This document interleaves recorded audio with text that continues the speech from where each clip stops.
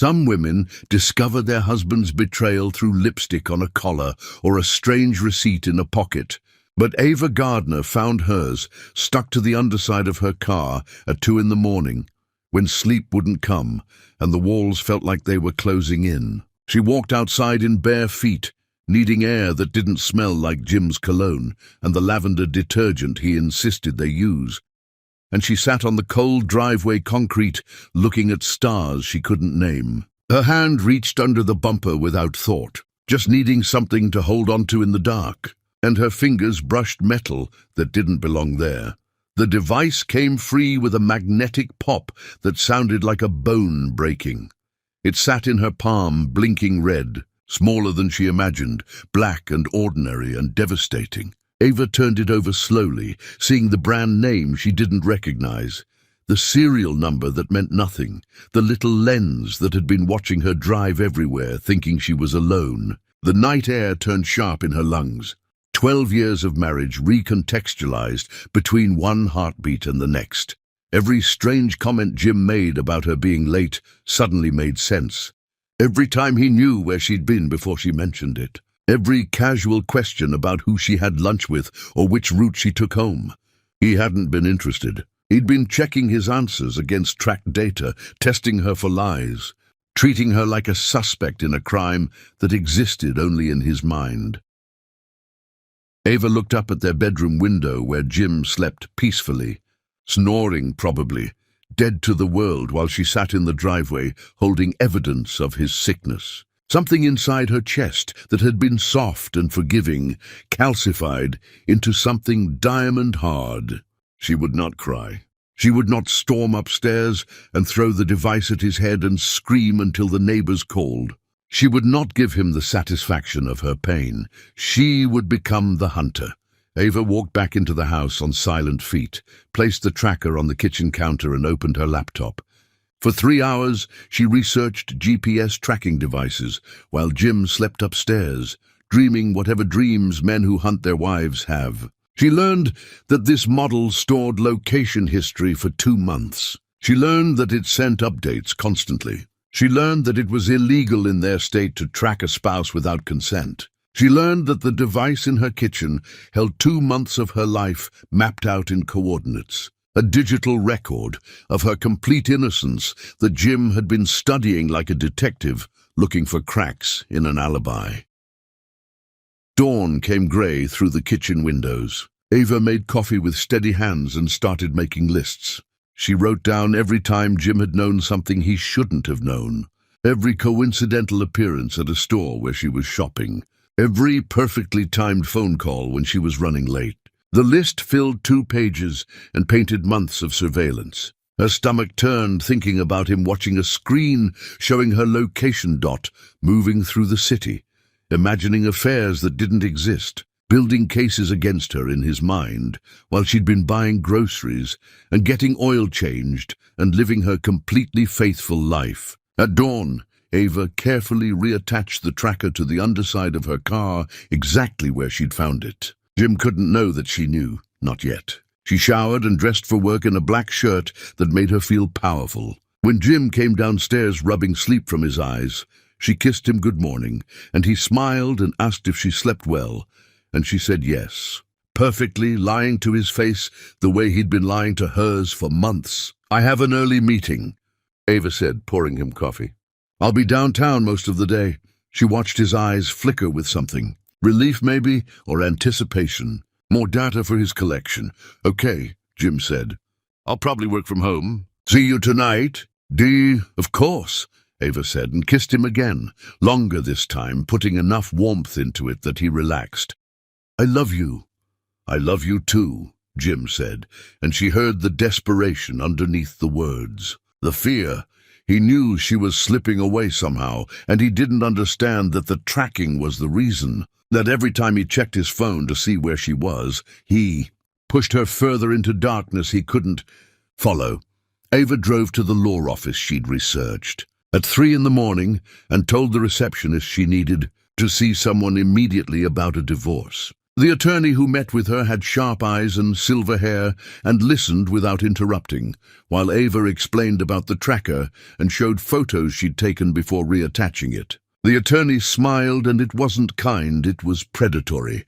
"We're going to bury him," the attorney said. "But first, let's have some fun." Ava left the law office with a plan and a retainer agreement, and the first real breath she'd taken since finding the device. She drove to a shipping store and created a new email account using a name that meant nothing. She packaged the tracker carefully with bubble wrap and a prepaid return label, and a note written in handwriting Jim wouldn't recognize. The note said simply, "Keep this moving around the city for 2 weeks. Ship it back and forth between these addresses, payment included." She listed 5 addresses in Toronto and Vancouver and included enough money that whoever received it wouldn't ask questions. She shipped the box overnight to a curator she'd met once at a conference, someone who owed her a favor and wouldn't think twice about a strange request. Then Ava went to work and spent the morning in meetings, acting like her world hadn't detonated at 2 in the morning on a driveway under stars she couldn't name. Her phone buzzed at lunch, a text from Jim asking where she was. "At work," she typed back. "Why?" "Just checking in," he wrote, and she could see him looking at his phone, confused, seeing her location sitting exactly where she said, while his tracker said something impossible. The next morning, Ava checked the tracking number. Her package had arrived in Canada. Somewhere in Toronto, her tracker was beginning its journey. She made breakfast and Jim came down looking exhausted, and when he checked his phone over coffee, she watched his face drain of color. "Everything okay?" she asked sweetly. "Yeah," Jim said, but his hand shook holding his mug. "Just work stuff." Ava smiled and ate her eggs and thought about him watching her location dot appear in another country, trying to understand how that was possible when she sat right across from him eating breakfast, like nothing had changed. She thought about him checking the tracker on the car and finding it still there, magnetic and attached, which meant either the device was broken or something impossible was happening. At noon, she drove to Jim's office building downtown. She'd never visited him at work unannounced, always respected his professional space, but today she walked into the lobby in her best dress and heels that clicked authority against marble. The receptionist looked up and Ava smiled brightly. "I'm here to surprise my husband for lunch," she said loudly, loud enough that his co-workers near the elevators could hear. "Jim Martin. Could you call him down?" The receptionist made the call and Ava waited, watching the elevator numbers descend. When the doors opened, Jim stepped out looking panicked, eyes wild, and Ava crossed the lobby and kissed him full on the mouth in front of his co-workers. She felt him freeze against her, felt the terror in his body, and when she pulled back, she smiled like nothing was wrong. "Surprise, baby," she said. "I was in the neighborhood and thought we could grab lunch." "I wasn't expecting you," Jim stammered, looking at his co-workers who were watching with interest. "That's what makes it a surprise," Ava said, linking her arm through his. "Come on, there's that Thai place around the corner." She walked him out of the building and felt him shaking. His phone was probably in his pocket, showing her location in Vancouver while she stood pressed against his side in the physical world. She led him to the restaurant and ordered spring rolls and pad thai and made conversation about nothing while he barely touched his food. "You seem distracted," Ava said. "Is something wrong?" "No," Jim said too quickly. "Just busy with work." "I do," Ava said and squeezed his hand across the table. "I'm lucky to have such a hard-working husband. Some women don't even know where their husbands are during the day." She watched him swallow hard and excuse himself to the bathroom. She knew he was in there checking his phone, trying to reconcile the impossible data with the reality of her sitting in a restaurant eating Thai food. When he came back, his eyes were red and she pretended not to notice. That night, Jim's phone rang with an unfamiliar number. Ava was in the kitchen pretending to chop vegetables for dinner, but really watching his face as he answered. She heard him say hello, heard him go quiet, heard him say something about a lost item and wrong address. When he hung up, his hands were shaking. "Who was that?" Ava asked, knowing exactly who it was. "Wrong number," Jim said. Ava set down her knife and walked over to him. She put her hand on his cheek and looked into his lying eyes and smiled. "You know you can tell me anything, right? We don't keep secrets from each other." Jim's face crumpled, and for a second she thought he might confess everything, might pull the tracker from his pocket and beg forgiveness. But instead he just nodded and kissed her forehead and said he knew. They didn't keep secrets. They never had. Ava went back to chopping vegetables and hummed under her breath. The call had been perfect, arranged through connections, someone willing to make an official-sounding call about a GPS device found attached to a university shuttle bus. Later that week, Ava went to their bank and on impulse asked the teller if she could see a list of all accounts and cards attached to their names. The teller pulled up the information, and Ava's blood went cold. There was a credit card she'd never opened, never signed for, issued months ago with her name, but an address she didn't recognize. "Can I get statements for this card?" Ava asked, keeping her voice steady. The teller printed them, and Ava sat in her car reading through months of transactions. Jim had been tracking her spending, watching where she bought coffee and gas, looking for evidence of affairs in Starbucks receipts and grocery store purchases. He'd opened a credit card in her name, which was identity fraud, which was illegal, which was another weapon in the arsenal she was building. Ava drove home and said nothing. She reported the fraudulent card to the bank's fraud department, and within hours they called Jim, asking why his wife was disputing charges he'd authorized. She listened from the next room as he stammered explanations, heard him promise to sort it out. When he hung up, she walked in smiling. "Everything all right?" she asked. "Fine," Jim said. "Just some bank confusion." "Oh, good," Ava said. "I'd hate to think someone was stealing our identity. You know that's a crime, right?" Jim's face went white.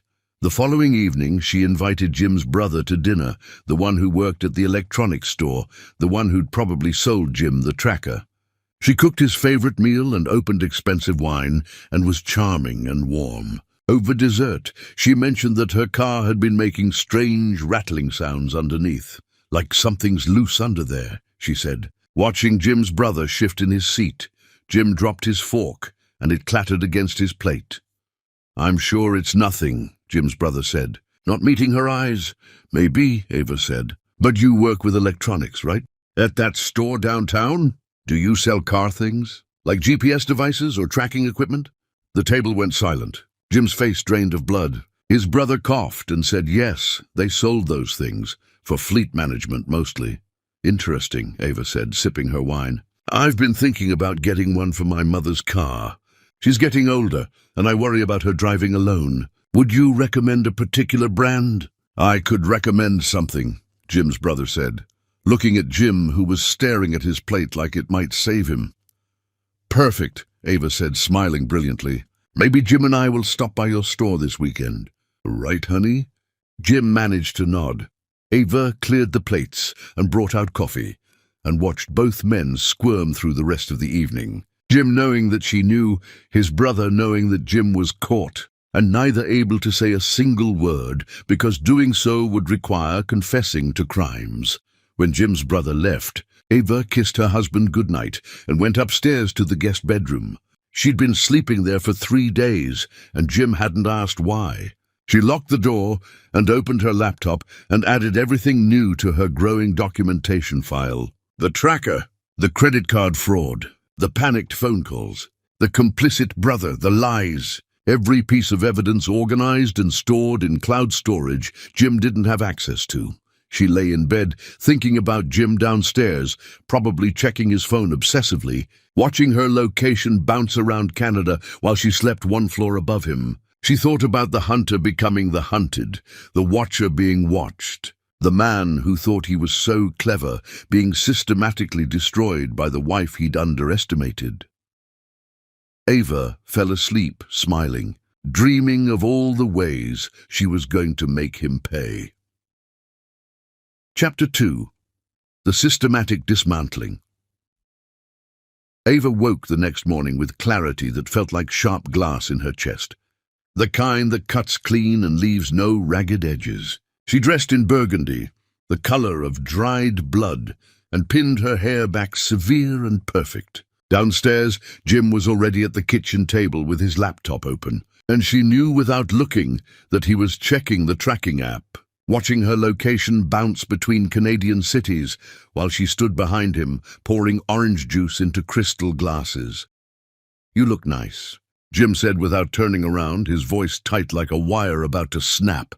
"Thank you," Ava said and set his juice down next to his laptop, close enough that condensation would drip onto the keys if he wasn't careful.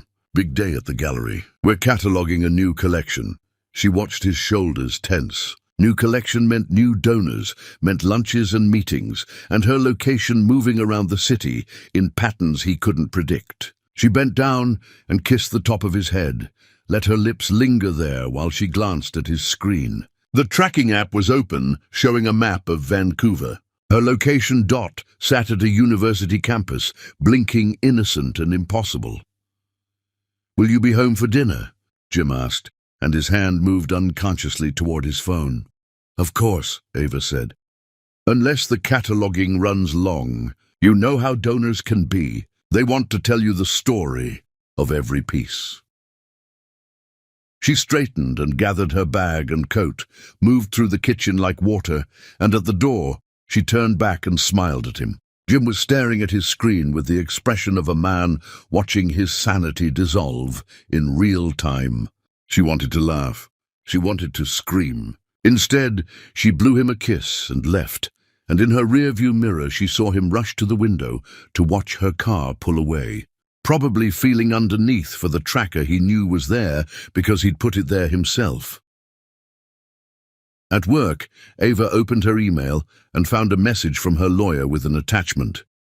She clicked it open and felt satisfaction bloom warm in her stomach. Her lawyer had prepared a comprehensive document outlining every illegal thing Jim had done, from the unauthorized GPS tracking to the identity fraud to the potential stalking charges. The document laid out a case so airtight that any judge would grant her full custody and financial compensation. But Ava wasn't ready to file yet. She was still collecting evidence, still building her case, still making Jim suffer the way he'd made her suffer by turning her life into a surveillance operation. Her phone buzzed. A text from Jim asking what time her meeting ended. "Not sure," she typed back. "Why?" "Just wanted to know when to start dinner," he wrote, and she could feel the barely contained panic vibrating through the words. "You're sweet," she wrote. "But don't wait up. This might take hours." She turned her phone face down and went to meet with the gallery director, who took one look at Ava's face and asked if everything was all right at home. Ava considered lying, considered keeping up the performance of the happy wife, but something about the director's genuine concern broke through her armor. "My husband has been tracking my location without my knowledge," Ava said, and the words felt like knives leaving her mouth, sharp and clean and liberating. "I found a GPS device under my car. He's been watching me for months."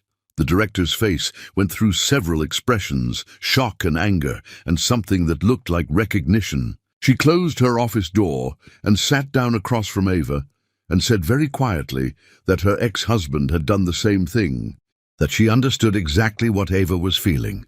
That violation that made your skin crawl thinking about all the times you'd been alone, except you hadn't been alone at all. "What did you do?" Ava asked. "I documented everything," the director said. "And then I took him for everything he had. The house, the car, full custody of our daughter. The court doesn't look kindly on men who treat their wives like criminals." Ava absorbed this, added it to her growing understanding that she wasn't alone, that Jim's sickness wasn't unique, that somewhere out there were hundreds or thousands of women who'd found tracking devices and keyloggers and hidden cameras and made the same choice she was making now. Fight or flight. She was choosing fight. "I'm going to need to travel more," Ava said, "for the new position you've been discussing. Will that be a problem?" The director smiled, and it was the same predatory expression Ava's lawyer had worn. Not at all. In fact, I think increased travel would be excellent for your professional development. That afternoon, Ava stopped by the police station on her lunch break. She walked up to the front desk and asked to speak with an officer about filing a report. The officer who met with her was young and female and listened without interrupting, while Ava explained about the tracker and showed photos and documentation. The officer's expression darkened as Ava talked. "What he did is illegal," the officer said. "In this state, unauthorized GPS tracking of a spouse is a misdemeanor. We can press charges if you want." "Not yet," Ava said. "I want to file a report for documentation purposes. I'm in the process of divorcing him and I want everything on record."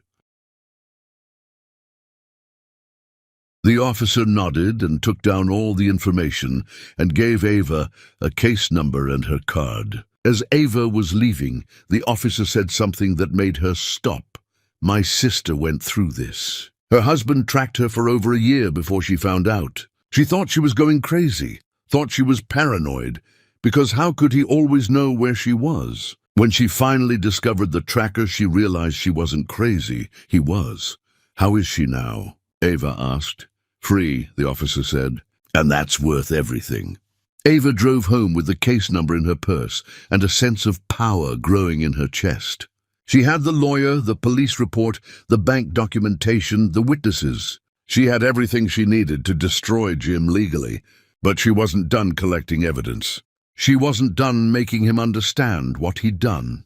At home, Jim had made dinner, actual effort with candles and wine and the good dishes they only used for special occasions. He pulled out her chair and served her food and asked about her day, and Ava played along, told him about the collection and the donors, and made up elaborate stories about art she'd seen. All the while, she watched him trying to reconcile her stories with the location data that said she'd been in Canada all day. "You seem stressed," Ava said, cutting into chicken that was slightly overcooked. "Is work getting to you?" "A little," Jim admitted. "There's been some confusion with the project. Technical difficulties. That's frustrating," Ava said and refilled his wine glass. "You know you can talk to me about anything, right? If something's bothering you..." She watched him look at her, really look at her, and she could see the war happening behind his eyes. Confess or keep lying? Trust or continue the surveillance? He opened his mouth and she waited, genuinely curious which path he'd choose. "It's nothing," Jim said finally. "Just regular work stress. Nothing you need to worry about." "Liar," Ava smiled and raised her glass in a toast. "To us," she said. "To 12 years of marriage and complete honesty." Jim's hand shook as he clinked his glass against hers. They drank, and Ava tasted victory underneath the cheap wine Jim had chosen, trying to be romantic. After dinner, Jim suggested they watch a movie together, tried to initiate physical intimacy on the couch, and Ava let him kiss her. But when his hands started wandering, she pulled back and said she was exhausted from work and needed sleep. She went upstairs to the guest bedroom and locked the door and listened to Jim pace in the hallway outside for 20 minutes before giving up and going to the master bedroom alone. Ava opened her laptop and logged into the email account Jim didn't know about.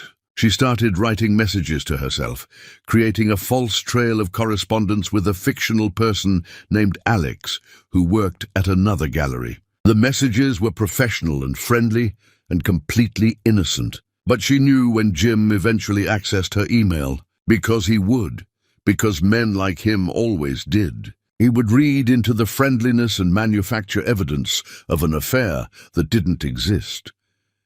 She was setting traps everywhere, building a maze of false evidence that would drive Jim deeper into paranoia while giving her more proof of his illegal surveillance. Every email she sent that he intercepted, every conversation he monitored, every boundary he crossed would be documented and added to her file. The next morning, Ava left early and drove to a coffee shop across town. She sat in the window with her laptop and watched the street, and sure enough, after 30 minutes, Jim's car appeared, parking 3 spaces down. He thought he was being subtle. He thought she didn't notice. Ava finished her coffee and left, led him on a chase through the city, grocery store to bookstore to park to drugstore, running him in circles for 4 hours. She never once looked at his car. She never once acknowledged his presence. She just went about her errands, knowing he was behind her burning gas and time and whatever remained of his peace of mind. At the last stop, a boutique where she tried on clothes for an hour, Ava finally let herself look. She walked out of the store carrying shopping bags and looked directly at Jim's car, made eye contact through his windshield, smiled and waved, like she'd just noticed a friend. Then she got in her car and drove home, and in her rear-view mirror she saw him slumped over his steering wheel. Caught! At home, Jim was already there, having somehow arrived before her, despite her seeing him across town 15 minutes earlier. He must have sped home, must have panicked when she waved. He stood in the kitchen trying to look casual and failing completely. "Did you have a good day?" Jim asked. "Wonderful," Ava said, setting down her bags. "Ran into so many interesting people. You never know who you'll see around town." Jim's face drained of color. He opened his mouth to speak, closed it, opened it again. "Actually," Ava continued, "I could have sworn I saw someone who looked just like you at the coffee shop this morning. And then again, at the bookstore. And the park. Isn't that strange? Almost like someone was following me around all day." The silence that fell between them was suffocating. Jim stood frozen, trapped by her words, unable to confess without admitting to stalking, unable to deny without looking insane. "Must have been someone who looks like me," Jim finally managed. "Must have been," Ava agreed, and walked past him upstairs, leaving him standing in the kitchen with the weight of his lies crushing him. That night, Ava lay in the guest bedroom and listened to Jim make phone calls in the master bedroom, his voice rising and falling in distress. She knew he was calling his brother, probably calling friends, trying to understand what was happening to him. His perfect surveillance system was falling apart. His wife was slipping through his fingers like water, and the man who'd thought he could control everything was learning that control was an illusion, that love without trust was just prison, and that the woman he'd caged was made of something harder than he'd ever imagined. Ava smiled in the dark and added today's chase to her documentation, wrote down times and locations and license plate numbers, building her case one piece of evidence at a time. Jim thought he was hunting her, but he'd gotten it backwards. He'd always been the prey. She'd just been waiting for the right moment to show him the truth. Chapter 3. The Empire Strikes Back. Ava stood in the shower, letting water burn hot against her skin, washing away the performance of the dutiful wife. And when she stepped out and wiped steam from the mirror, she looked at her reflection and barely recognized the woman staring back. Harder somehow. Eyes that held secrets and strategies. She dressed in navy blue, power and authority, and braided her hair in a crown around her head like armor. Today would be the day Jim's world fractured beyond repair.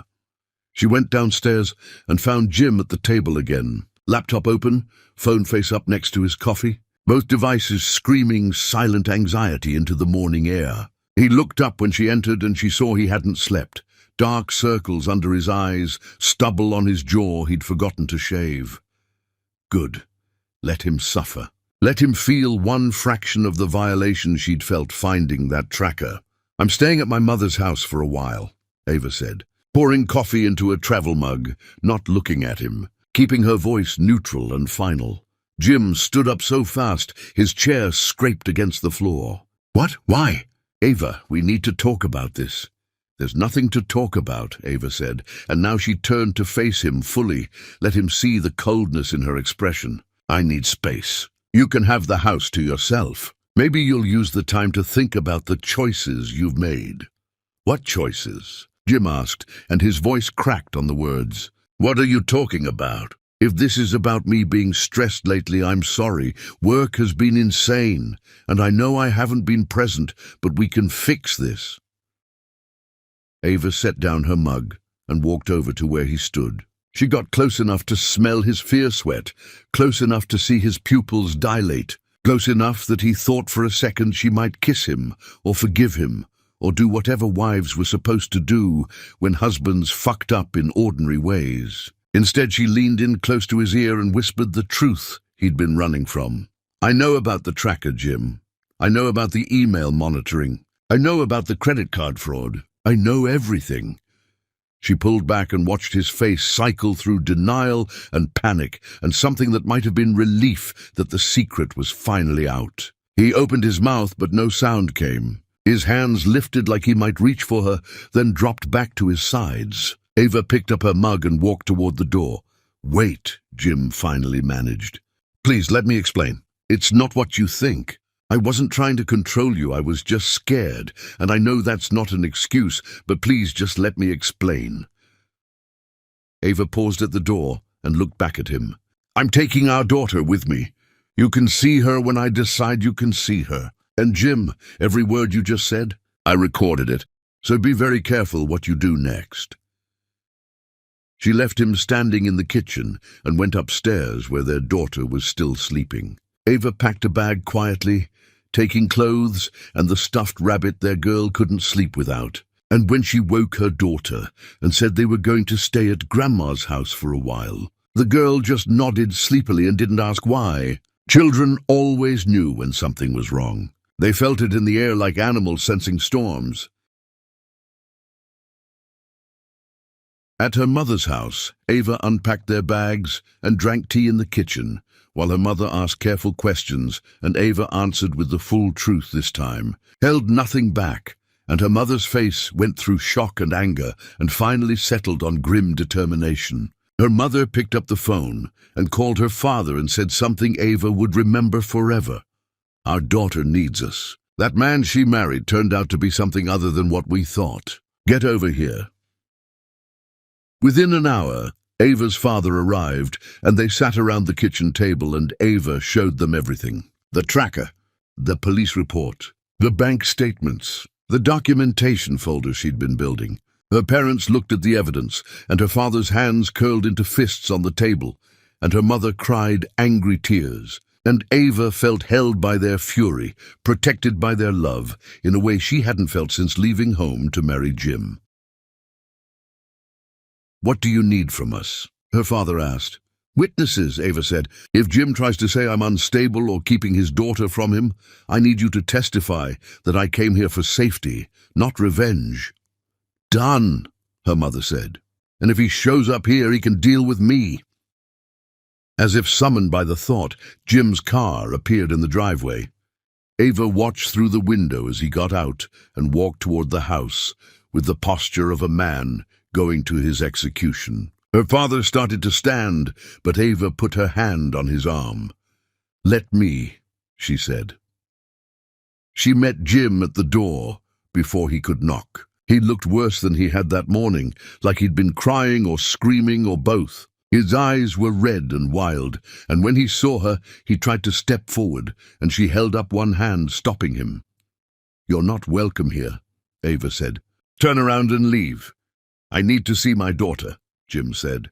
"You can't keep her from me. That's parental alienation." "That's illegal!" Ava laughed, and the sound was sharp enough to cut. "You want to talk to me about what's illegal, really? That's the conversation you want to have right now?" Jim's face crumpled. "Please, I'm begging you. Let me explain. I was wrong, I know I was wrong, but I can change. I'll do whatever you want. Therapy, counseling, I'll delete every app and throw away every device. Just please don't take my family away." "You did that yourself," Ava said. "The second you decided to track me like an animal, the second you violated my privacy because you couldn't handle your own insecurity. You want to see your daughter? Get a lawyer. We'll do this properly through the courts. Until then, stay away from this house." She started to close the door, but Jim's hand shot out, stopping it. Not violently, not forcefully, but enough that the door wouldn't shut. Behind her, Ava heard her father stand and move toward them, and she held up her hand again, keeping him back, handling this herself. "Move your hand, Jim," Ava said quietly. "Right now." "I love you," Jim said, and tears were running down his face. "I know I hurt you. I know I violated your trust. But I love you, and I love our daughter, and I'm asking you, please don't do this. Don't destroy our family over my mistakes." "I'm not destroying anything," Ava said. "You already did that. I'm just making sure everyone can see the rubble clearly." She pulled the door hard, and Jim's hand fell away, and the door shut with finality. Through the window, she watched him stand there for a long moment before walking back to his car, shoulders shaking with sobs, and she felt nothing. No guilt, no sympathy, no lingering love for the man she'd married because that man had never existed. She'd been married to a warden who'd thought love and control were the same thing. That afternoon, Ava's phone exploded with messages. Jim's mother, his brother, his sister, friends they'd shared, all of them asking what happened, why Ava left, was everything okay, could they help mediate, marriage was work, and maybe they could work through this. Ava blocked them all except Jim's mother, who deserved the truth because she'd always been kind. She called Jim's mother back and told her everything. The tracker, the surveillance, the credit card fraud, the stalking. She expected defensiveness, expected a mother's instinct to protect her child even when that child was wrong. Instead, Jim's mother went silent for a long time and then said something Ava hadn't expected. "I knew something was wrong. He called me constantly asking if I'd talk to you, if I knew where you were, if you'd mentioned anything about your day. I thought he was just being attentive, but now I see it was something else. Something sick. I'm so sorry, Ava. I raised him better than this." "It's not your fault," Ava said, and meant it. "But I need you to know I'm filing for divorce. I'm getting full custody. And if Jim fights me on any of it, I will press criminal charges for the tracking." "I understand," Jim's mother said. "I won't fight you, and I'll testify on your behalf if you need me to." That night, Ava lay in her childhood bedroom with her daughter sleeping next to her and felt the first crack in her armor. The first real emotion, breaking through the cold strategic planning. She'd lost her marriage, lost 12 years of shared history and future plans, and the comfortable intimacy of knowing someone completely. Except she hadn't known Jim completely. She'd known a performance. The real Jim was the man who put tracking devices under cars and opened credit cards in his wife's name, and convinced himself that surveillance was protection instead of abuse. Her daughter stirred in sleep and wrapped small arms around Ava's waist, and Ava held her and promised silently that this girl would never accept being tracked, being monitored, being treated like property. This girl would grow up knowing that love without trust wasn't love at all. This girl would be stronger than her mother had been, would leave at the first red flag instead of after 12 years of slowly boiling water.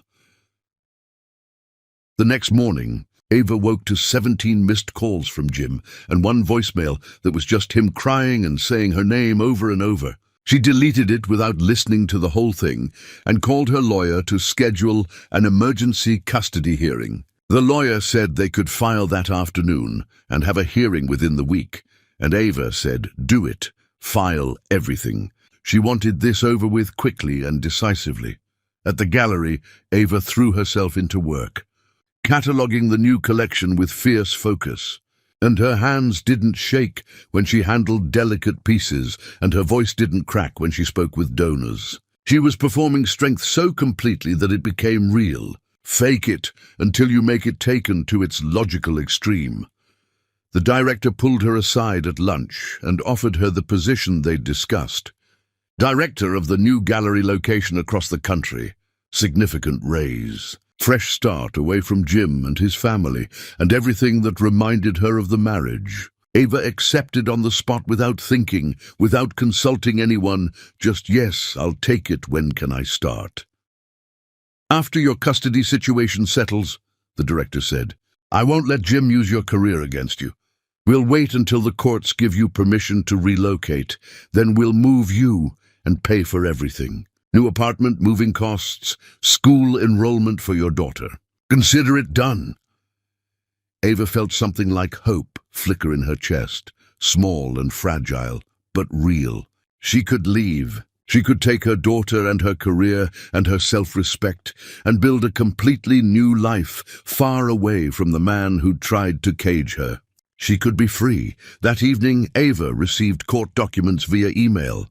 Jim had filed an emergency custody petition claiming she was keeping his daughter from him without cause, claiming parental alienation, asking the judge to order immediate visitation. Ava forwarded the petition to her lawyer, who responded within minutes that she'd handle it, that Jim was making a huge mistake, that going to court would only expose all his illegal surveillance for a judge to see.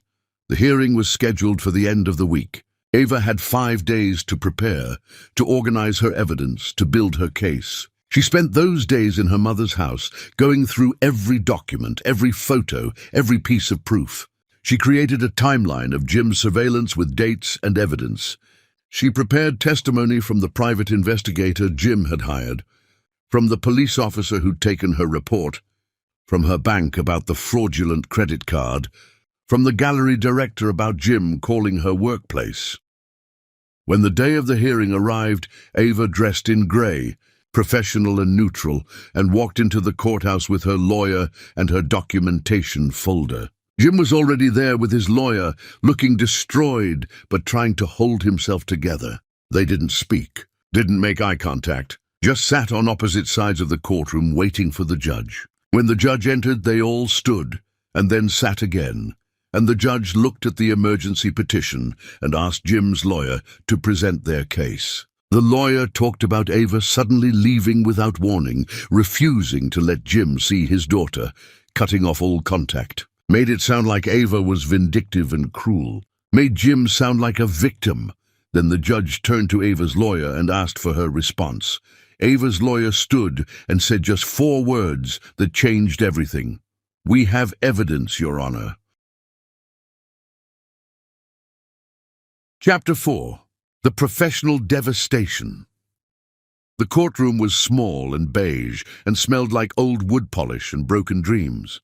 Ava sat next to her lawyer and watched the judge read through the documentation folder, watched the judge's expression shift from neutral to disturbed to disgusted.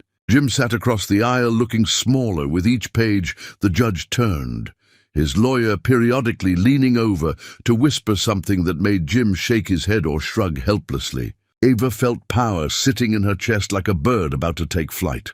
The judge finally looked up and spoke directly to Jim, ignoring his lawyer completely. "Mr. Martin, did you place a GPS tracking device on your wife's vehicle without her knowledge or consent?" Jim's lawyer started to answer, but the judge held up one hand.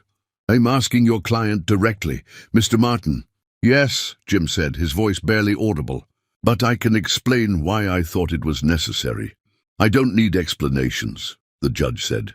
"Did you open a credit card in your wife's name without her permission or knowledge?" "Yes, but that was just to monitor household expenses and make sure we weren't overspending." "Did you access your wife's email account without permission?" Jim hesitated. His lawyer whispered something urgent. Jim looked at Ava for the first time since the hearing started, and she stared back without expression, without mercy, waiting for him to lie under oath or tell the truth that would destroy him. "Yes," Jim finally said. The judge set down the documentation folder and looked at Jim like he was something that had crawled out from under a rock.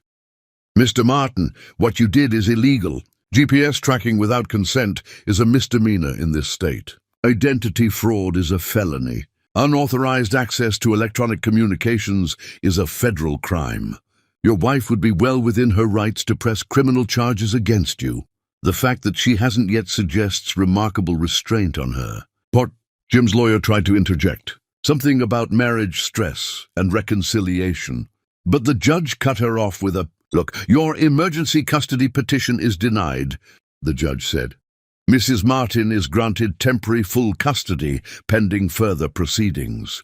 Mr. Martin, you will have supervised visitation twice a week for 2 hours each visit. A court-appointed supervisor will be present at all times. You will complete a psychological evaluation and attend mandatory counseling. You will have no direct contact with Mrs. Martin except through your attorneys or a court-approved mediation platform. Do you understand?" "Your Honor, please," Jim said, standing up, his voice breaking. "She's my daughter. I love my daughter. I made mistakes with my wife, but I've never done anything wrong to my child. "You used your child as a spy," the judge said flatly. "According to Mrs. Martin's testimony, you questioned your daughter about her mother's whereabouts and activities. That's parental manipulation. That's using a child as a weapon in marital conflict. You will be lucky if I don't order a full custody evaluation." "Sit down, Mr. Martin." Jim sat. The fight went out of him visibly, shoulders caving inward, face crumbling. Ava watched without satisfaction or guilt. Just watched like she was observing something happening to someone else in another courtroom, in another life.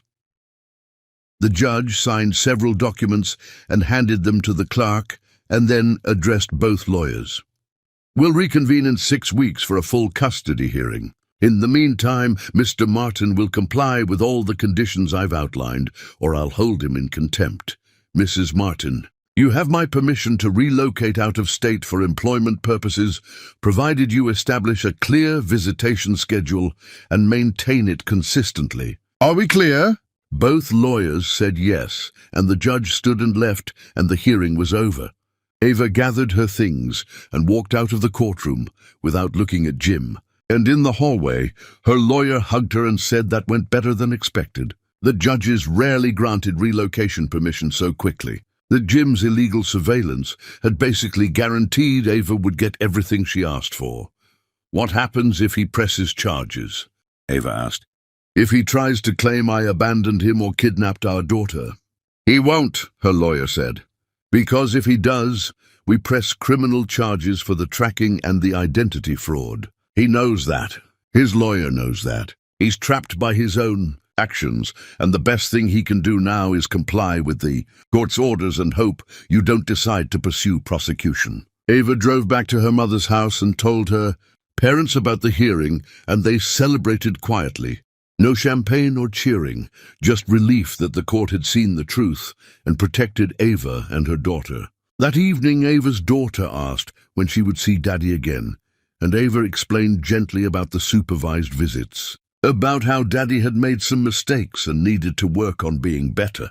And the girl cried and asked if it was her fault, and Ava held her and promised it wasn't. None of this was her fault. Adults made adult choices, and children were never responsible for the consequences. The first supervised visit happened at a family services center that smelled like disinfectant and sad desperation. Ava brought their daughter and handed her over to the court supervisor and waited in the lobby for 2 hours. Through the observation window, she watched Jim try to play with their daughter, try to act normal, and she saw the girl's confusion and anxiety at being watched by a stranger while she visited her father. When the visit ended, their daughter ran to Ava and wrapped arms around her waist and buried her face in Ava's stomach. And Jim watched from across the room with devastation written across his face. "I'm sorry," Jim said, and Ava didn't know if he was apologizing to her or their daughter or both. "I'm so sorry for all of this." Ava didn't respond, just took her daughter's hand and walked out of the center and drove home in silence. That night her daughter asked why she couldn't visit Daddy at home anymore, why a stranger had to watch them, why everything felt wrong and broken and scary. Ava tried to explain in ways a child could understand, talked about trust and boundaries and how sometimes parents needed help learning to be better. But her daughter just cried and said she wanted everything to go back to normal. Normal wasn't healthy. "Sweetheart," Ava said, stroking her daughter's hair, "it just felt familiar, but we're going to build a new normal that's better for both of us." At work, Ava discovered something that made her blood run cold. Her colleague pulled her aside and said someone had been calling the gallery asking questions about Ava, specifically about her work schedule and travel plans, and whether she'd been acting strangely lately. The colleague had thought it was weird, so she'd refused to give out information, but she wanted Ava to know someone was asking.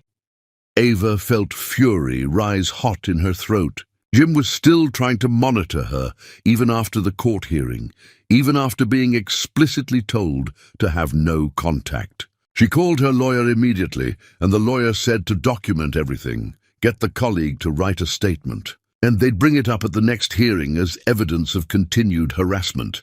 But Ava was done documenting. Ava was done waiting for courts and lawyers to fix what Jim kept breaking. She called the gallery's main line herself and spoke to the receptionist, who remembered the calls, remembered the man asking about Ava, and Ava asked the receptionist to transfer any future calls like that directly to her office. Then she called every colleague and professional contact Jim knew about and told them the same thing.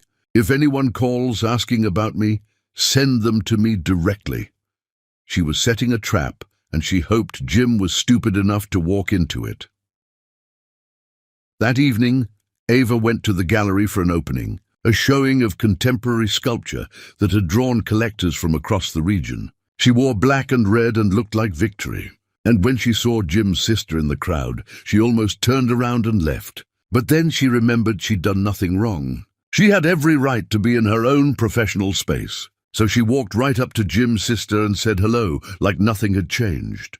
Jim's sister looked uncomfortable and guilty and said she came to support the arts, not to cause problems. And Ava said good, the arts appreciated support, and moved on to greet donors and discuss pieces. Throughout the evening she felt eyes on her and turned to find Jim's sister watching her, and finally near the end of the night Jim's sister approached again. "Can we talk privately?" she asked. They went to Ava's office and Jim's sister sat down and started crying, actually broke down sobbing, and through tears she said she'd talked to her mother, knew everything Jim had done, and felt sick knowing she'd been part of their family dinners and holiday celebrations while her brother was abusing Ava through surveillance. "I'm so sorry," Jim's sister said. "I'm sorry I didn't see it.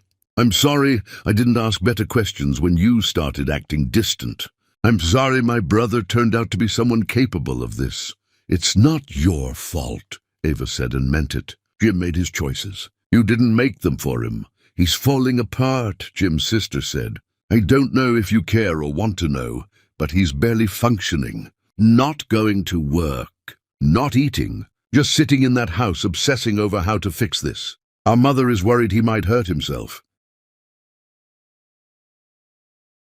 Ava felt something twist in her chest, some small remaining piece of compassion for the man Jim used to be before the sickness took over. But then she remembered finding the tracker at 2 a.m, remembered the violation, remembered months of her life being watched and analyzed and suspected. And the compassion died. "He should get help," Ava said. "Professional help. Therapy and medication if he needs it. But his mental health is not my responsibility anymore." Jim's sister nodded and wiped her eyes and said she understood. And she hugged Ava before leaving. And Ava stood alone in her office, feeling the weight of everything she'd lost and everything she'd gained. She'd lost a marriage and a shared future, and the comfortable fiction that she was safe in her own life. But she'd gained freedom and self-respect, and the knowledge that she could survive anything. The next day, Ava received a call from an unknown number and answered it professionally, and heard a voice that made her go completely still. "Mrs. Martin, this is Dr. Raymond from the counseling center. I'm the therapist assigned to work with your husband as part of his court-mandated treatment. I'm calling because Jim has requested that I reach out to you regarding something that came up in our sessions. Do you have a few minutes to talk?" Ava hesitated, then said yes, and the therapist proceeded to explain that Jim had revealed something in therapy that changed the scope of everything, something he'd never told anyone before. Something that explained the surveillance but didn't excuse it. And the therapist felt Ava had a right to know because it involved her privacy being violated long before the GPS tracker. 3 years ago, Jim read your diary, the therapist said. He found it hidden in your closet and read entries where you'd written about feeling lonely in the marriage and wondering what life would be like if you'd made different choices. He convinced himself you were planning to leave, and that's when the surveillance started, years before the GPS device. He's been monitoring you in various ways for years, Mrs. Martin. The tracking device was just the most recent escalation. Ava stood in her living room, holding the phone, and felt the world tilt sideways. 3 years. Jim had been invading her privacy for 3 years. The diary she'd kept as private therapy working through normal marriage struggles that every couple faced, had been twisted into evidence of betrayal in Jim's mind. Every private thought she'd written had been used against her, had justified months and years of surveillance and control. "Thank you for telling me," Ava said through numb lips. "Is there anything else?" "Just that Jim understands now how deeply he violated you. The work we're doing in therapy is helping him see that his actions were abusive, regardless of his intentions. I wanted you to know, in case it affects your divorce proceedings or custody arrangements." Ava thanked the therapist and hung up and stood very still in the middle of the room. 3 years. The betrayal went back 3 years. How many other violations had there been? How many times had Jim read her messages, or checked her browsing history, or searched her belongings, looking for evidence of crimes she'd never committed? She called her lawyer and told her everything, and the lawyer said this was huge. This was evidence of a pattern of abuse spanning years. This would absolutely affect the divorce settlement and custody arrangements. The lawyer said to sit tight and let her handle it. She'd file an emergency motion to modify the temporary orders based on new evidence. They'd go back to court and make sure Jim understood the full scope of the consequences. Ava hung up and sat down on the couch and finally let herself cry. Not for the marriage or for Jim, but for herself. For the woman who'd spent 3 years being secretly watched, who'd written private thoughts in a private diary thinking she was safe, who'd trusted her husband with her heart and her home and her innermost feelings only to have everything used as weapons against her.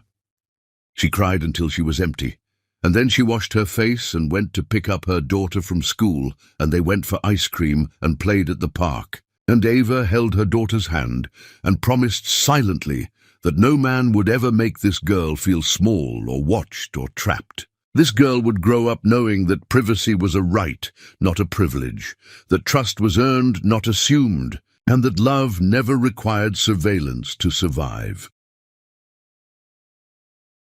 Chapter 5. The Reckoning.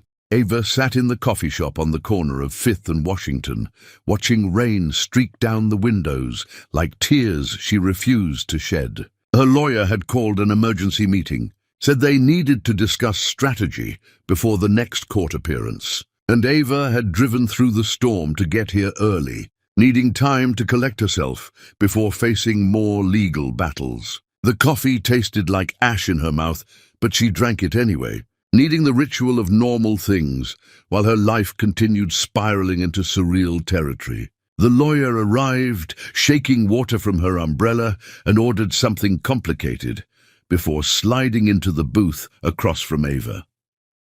She pulled out a tablet and started swiping through documents, her face grim. "Jim's lawyer contacted me this morning," she said without preamble. "They want to negotiate." "Negotiate what?" Ava asked.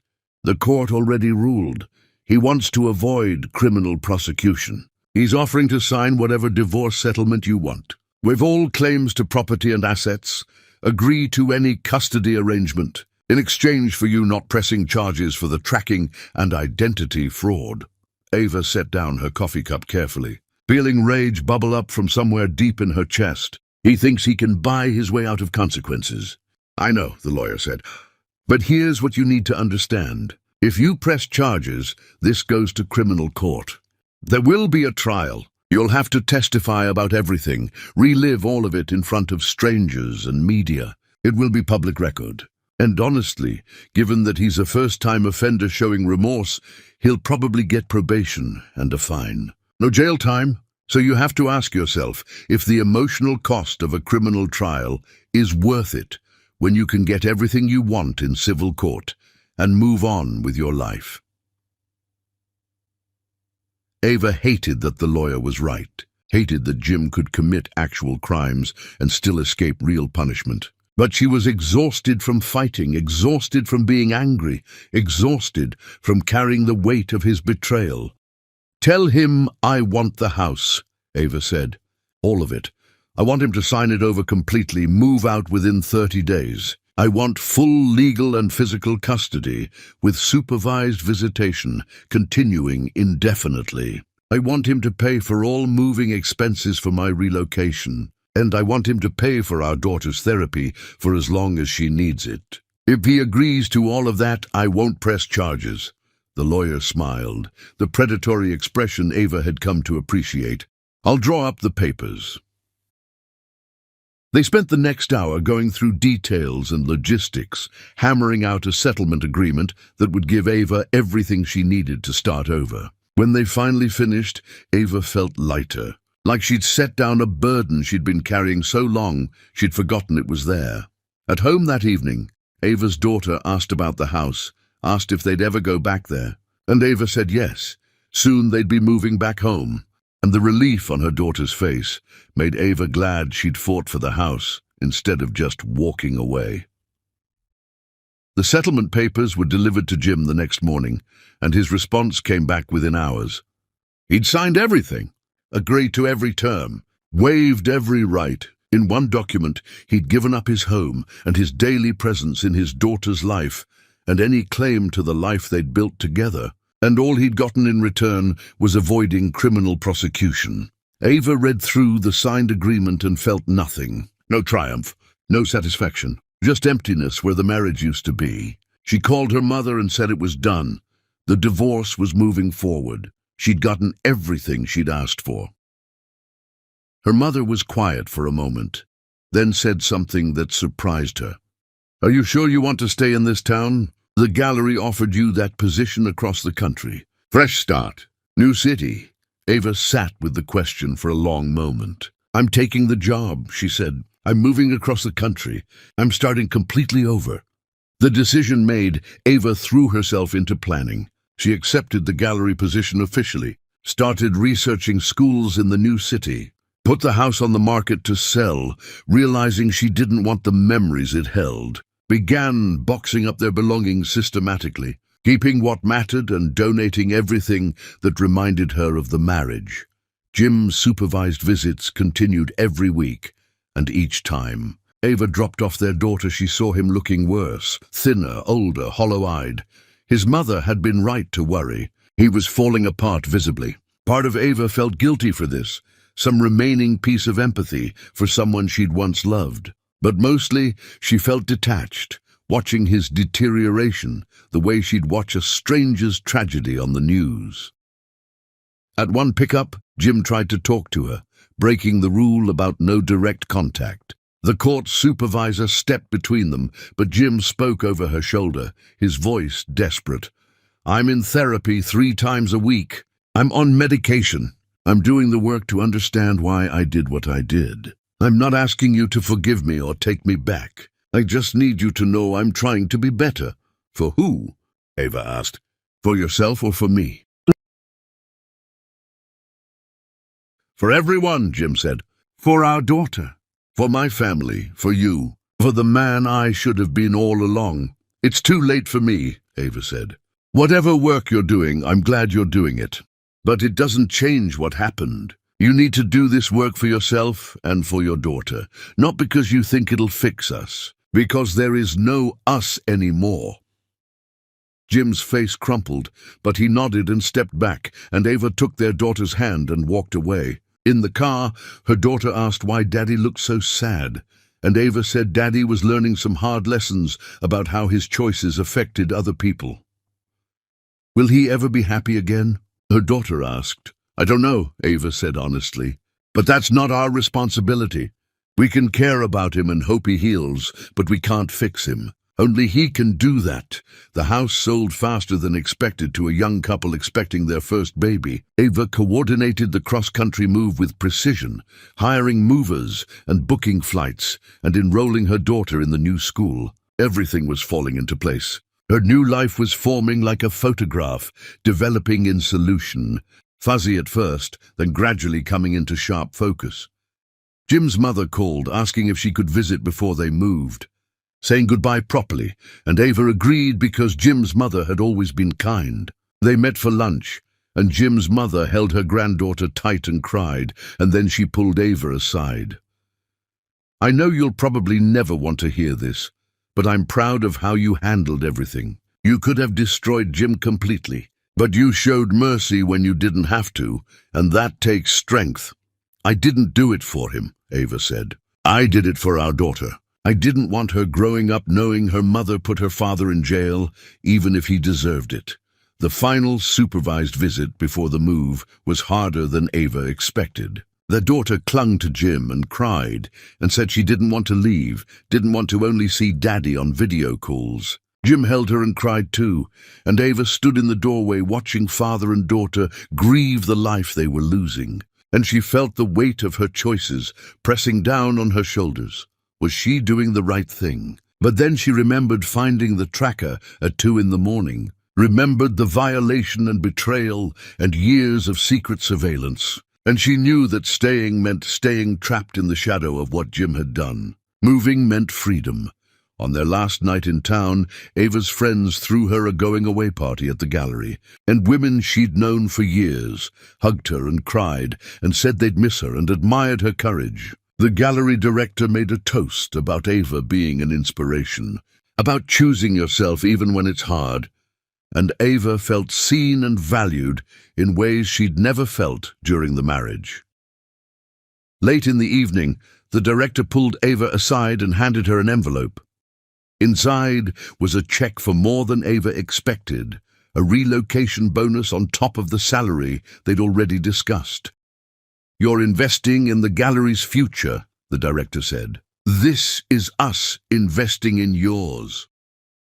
The moving truck came the next morning, and Ava and her daughter stood in the empty house and said goodbye to the life they'd lived there.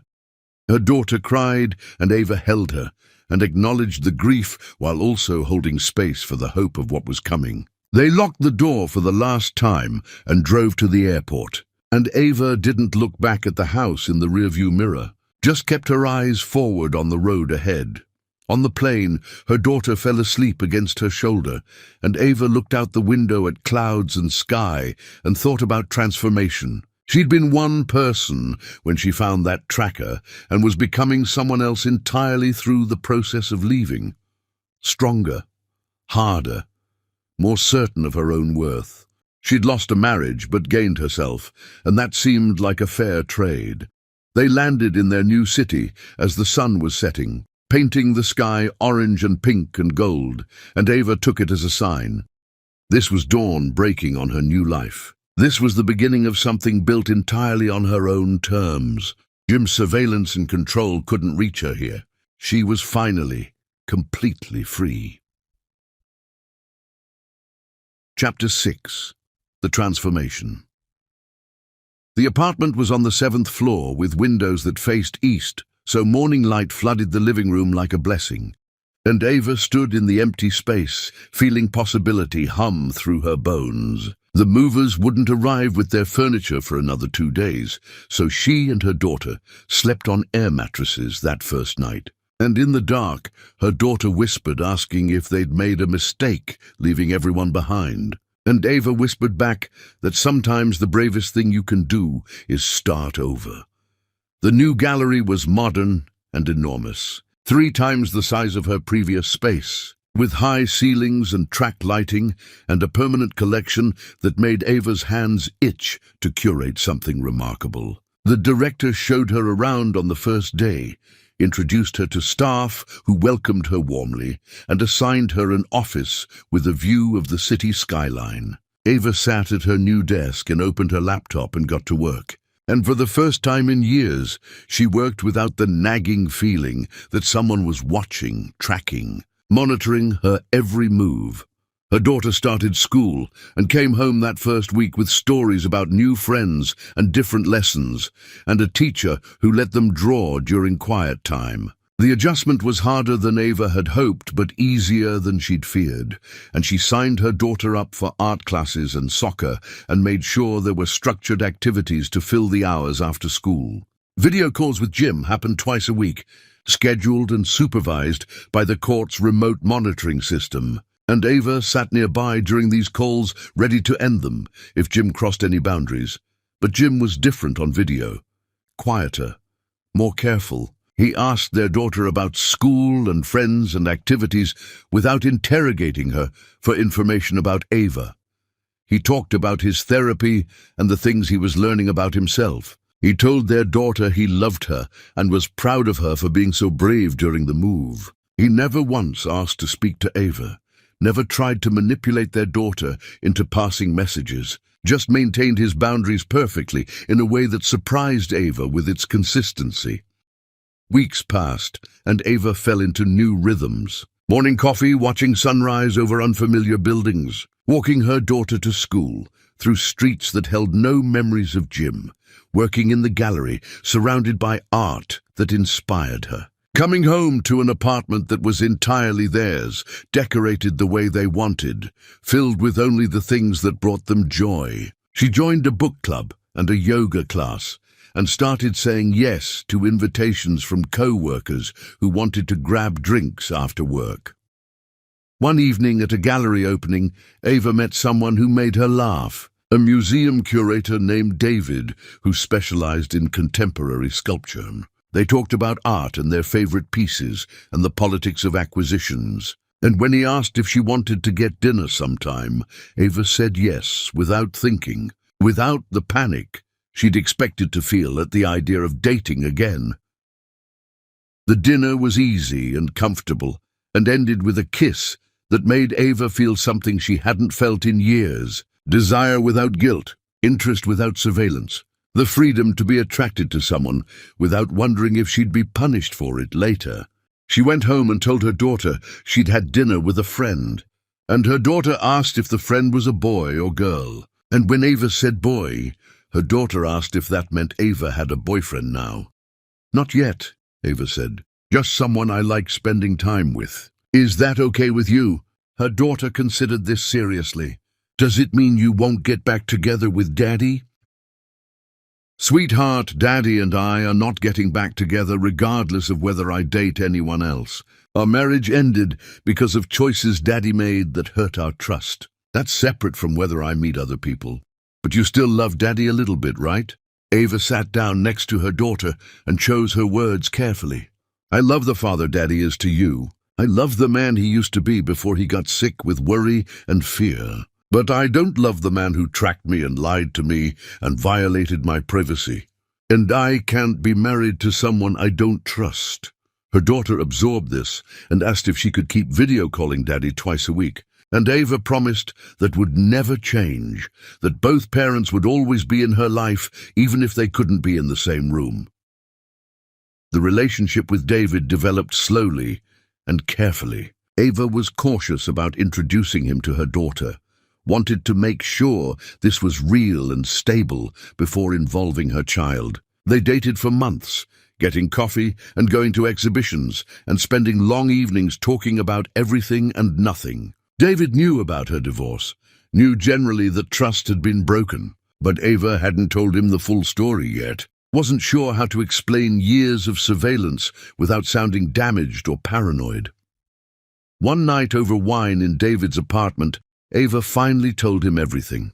The tracker under the car, the credit card fraud, the diary Jim had read, the years of secret monitoring. She watched David's face as she talked, watched for signs of judgment or discomfort, or the belief that maybe she'd done something to deserve Jim's suspicion. Instead, she saw anger on her behalf and something that looked like fierce protectiveness.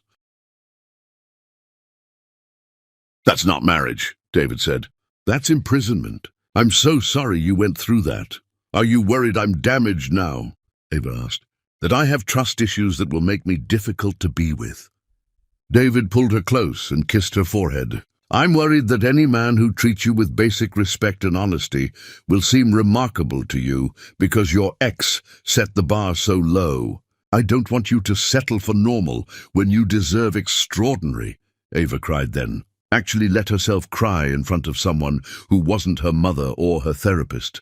And David held her while she released years of held-back grief and anger and relief. When she finally stopped crying, she felt lighter, like she'd shed a skin that had been suffocating her. The relationship deepened after that night. Ava introduced David to her daughter, who liked him immediately because he treated her like a person instead of a child, asked her opinions about art, and listened to her stories. They started spending weekends together, the three of them, going to museums and parks and movies. Ava felt herself relaxing into the possibility that maybe this could work. Maybe she could build a new family from the ruins of the old one. But then Jim called on a Tuesday evening, not during scheduled video time. And when Ava answered, she heard desperation in his voice that made her stomach drop. "I need to talk to you," Jim said. "Something happened, and I don't know who else to call." Ava stepped into the bedroom, away from where her daughter was watching television. "We're not supposed to have direct contact outside of mediation." "What happened?" "I got fired," Jim said. "They found out about the court case and the surveillance stuff, and they said it was a liability, having me on staff. I'm trying to find another job, but no one wants to hire someone with my record. I can't make my rent. I'm going to lose my apartment. I know I don't have the right to ask you for anything, but I'm desperate."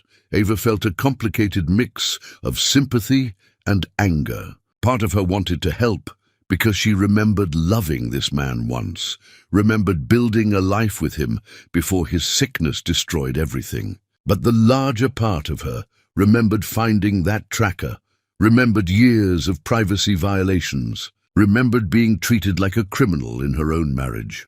"I'm sorry you're going through that," Ava said carefully, "but I can't help you financially." "That's not my responsibility anymore."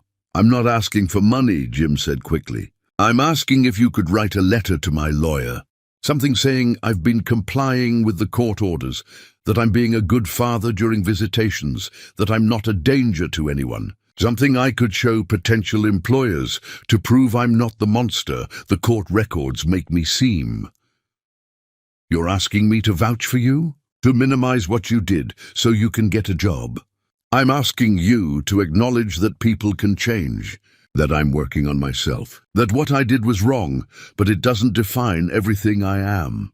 Ava was quiet for a long moment. "I'll think about it, but I'm not promising anything." She hung up and sat on her bed, staring at the wall. David appeared in the doorway and asked if everything was okay, and Ava told him about Jim's request. David listened without interrupting, and when she finished, he asked what she wanted to do. "I don't know," Ava said. "Part of me wants to help, because he's still my daughter's father, and if he can't support himself, that affects her. But part of me thinks he made his choices and needs to live with the consequences without me rescuing him." "What does your gut tell you?" David asked. Ava closed her eyes and listened to the voice inside her that had been silenced for years under Jim's surveillance, the voice that knew truth when it heard it. "My gut says he needs to figure this out himself. That me writing a letter wouldn't be helping him. It would be enabling him to avoid the full weight of what he did. And maybe hitting bottom is what he needs to actually change, instead of just going through the motions of therapy because a court ordered it." "Then trust your gut," David said.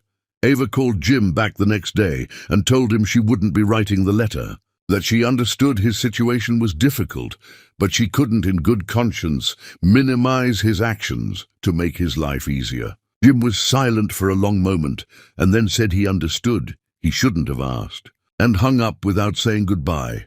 That weekend, Jim's mother called and said Jim had moved in with her temporarily until he got back on his feet, and could they please make sure their granddaughter knew this was temporary, that Daddy was going through a hard time but still loved her. Ava assured Jim's mother that their daughter knew she was loved, but the adult problems were adult problems, and their daughter didn't need to carry the weight of her father's struggles. Months continued passing, and Ava's life in the new city became not just real but thriving. The gallery mounted a major exhibition that received national attention. She was profiled in art magazines and invited to speak on panels. Her relationship with David deepened into something serious and stable and healthy. Her daughter was excelling in school and had close friends and seemed genuinely happy. During video calls, Jim looked better, more stable, and he told their daughter he'd found a job working for his brother's electronics store. The irony wasn't lost on Ava, that Jim was now working at the place that had sold him the tracker that destroyed his marriage. But she said nothing, just supervised the calls and made sure they ended on time. One evening, David asked if Ava had ever thought about getting married again. and Ava felt panic rise in her throat before she pushed it down and examined it. Was she afraid of marriage itself, or just the memory of her marriage to Jim? Could she separate the institution from the trauma? I don't know, Ava said honestly. Ask me again in a year. David smiled and said he could wait, and Ava fell a little bit more in love with him for not pushing, for giving her space to heal at her own pace. That night, Ava lay in bed thinking about the trajectory of her life. She'd gone from tracked and surveilled to free and thriving. She'd gone from doubting her own judgment to trusting her instincts completely. She'd gone from performing strength to actually being strong. The woman she'd become barely resembled the woman who'd found that tracker, and Ava was grateful for the transformation, even as she mourned everything it had cost. She thought about Jim in his mother's house working at an electronics store, and she hoped he was actually changing, actually becoming someone capable of healthy relationships. She hoped he was learning that love required trust, that trust required honesty, that honesty required vulnerability he'd never been willing to show. She hoped it for his sake and for their daughter's sake, and for whatever woman might love him next. But mostly, Ava thought about herself, about the life she'd built, brick by brick, from the ruins of her marriage. This life was entirely hers, untouched by Jim's sickness, and that made it sacred. She'd claimed her freedom, and she would never, ever give it up again. Chapter 7. The Fracture Point.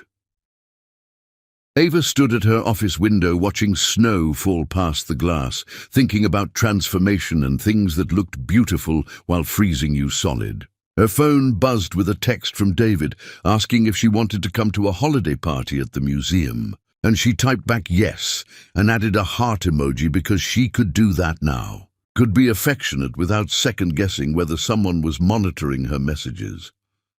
The gallery was preparing for its biggest exhibition yet, a retrospective of women artists who challenged traditional narratives, and Ava was lead curator. She spent long days arranging pieces and writing wall text, and the work filled her with purpose she'd forgotten was possible. Her boss pulled her aside one afternoon and said the board was considering promoting her to executive director when the current director retired next year, and Ava felt pride bloom warm in her chest. That evening, she video-called with her daughter, who was at Jim's mother's house for an extended holiday visit. The first time Jim had overnight visits without supervision. The court had modified the custody arrangement after Jim completed his therapy and psychological evaluation, and Ava had agreed to the change because the evaluator said Jim had made significant progress and posed no risk to their daughter. "How's it going with Daddy?" Ava asked carefully. "Good," her daughter said. "We made cookies today, and he let me decorate them however I wanted, and Grandma said we can go ice skating tomorrow." "That sounds fun," Ava said, and meant it. Even as part of her wished she was the one taking her daughter ice skating.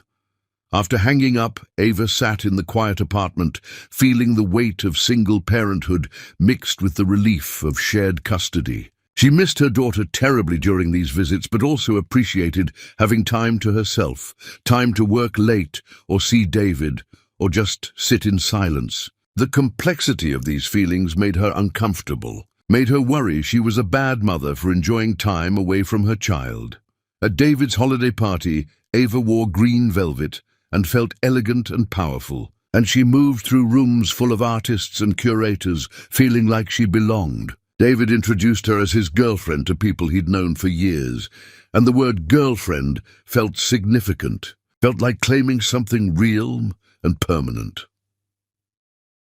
Late in the evening, a woman approached Ava and said she'd read about her work at the gallery, about the upcoming Women Artists exhibition, and she wanted to share her own story. The woman talked about being in a controlling marriage where her husband had monitored her phone and emails and accused her of affairs that didn't exist, and how she'd finally left and was rebuilding her life as an artist. Ava listened and felt the familiar recognition of shared trauma.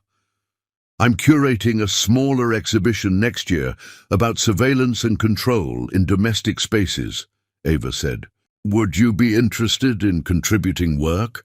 The woman's eyes filled with tears, and she nodded, and they exchanged information, and Ava felt something shift inside her, some understanding that her experience with Jim wasn't just personal trauma, but part of a larger pattern, and maybe she could use her platform to shine light on this darkness other women were living through. Back in her new city, Ava threw herself into work, opening a second gallery space and being profiled in national magazines. Her success was its own revenge, becoming everything she dreamed, while Jim watched from the sidelines of her life. One evening, her daughter came home from a visit and asked if Ava had seen the new girlfriend, and Ava felt her stomach drop. What new girlfriend?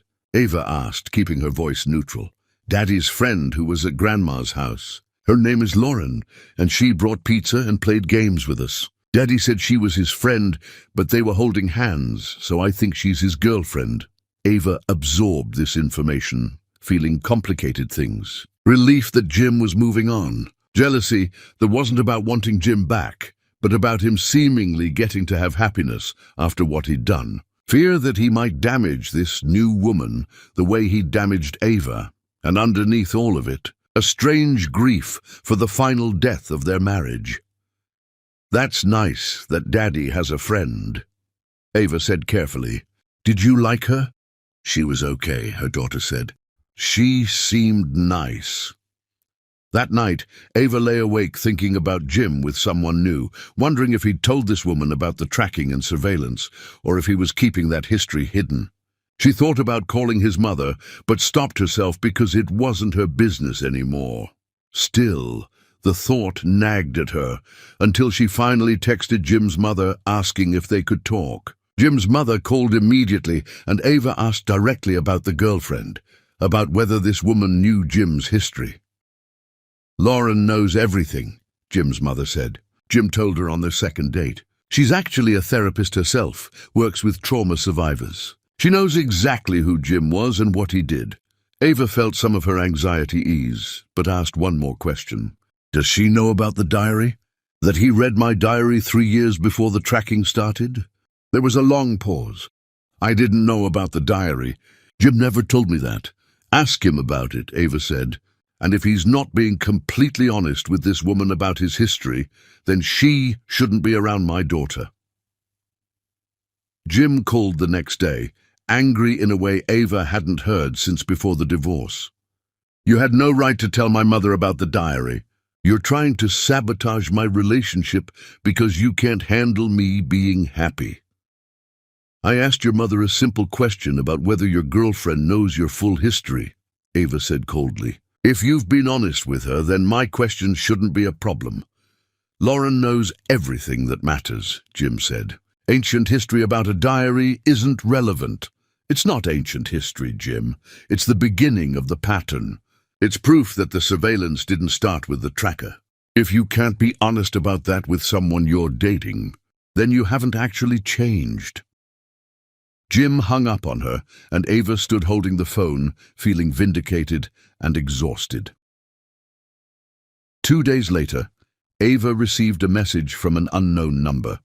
It was Lauren, Jim's girlfriend, asking if they could meet for coffee. Ava's first instinct was to refuse, but something made her agree. They met at a coffee shop, and Lauren was younger than Ava expected, maybe early 30s, with kind eyes and direct energy. I wanted you to hear from me directly, Lauren said. Jim told me everything, after your conversation with his mother. The diary, the tracking, all of it. And I wanted you to know that I'm not going into this relationship blind. Why are you with him? Ava asked. You're a therapist. You must see the red flags. I see someone who made terrible choices because of untreated mental illness and who's doing intensive work to address that illness and change his patterns. I'm not excusing what he did to you. What he did was abuse, but I also believe people can change if they're willing to do the work, and Jim is doing the work. For now, Ava said. But what happens when you have your first fight? Will he fall back into surveillance? Lauren was quiet for a moment. I don't know. Nobody knows that. But I'm going into this with my eyes open and my boundaries clear. And if he ever crosses them, I'll leave immediately. I'm not you, Ava. I'm not staying in a situation that harms me. I know what to watch for, and I'm watching. Ava studied this woman and felt something unexpected. Respect. Lauren wasn't naive. She was making an informed choice with clear boundaries. If you're going to be in my daughter's life, I need to know you'll protect her, Ava said. I promise, Lauren said. Your daughter's well-being is more important than my relationship.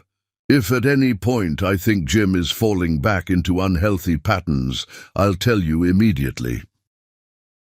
They parted ways, and Ava drove back to the gallery feeling like some chapter had closed. Jim having a girlfriend who knew his history and was choosing him anyway meant Ava could finally stop worrying about him, stop feeling responsible for warning future partners.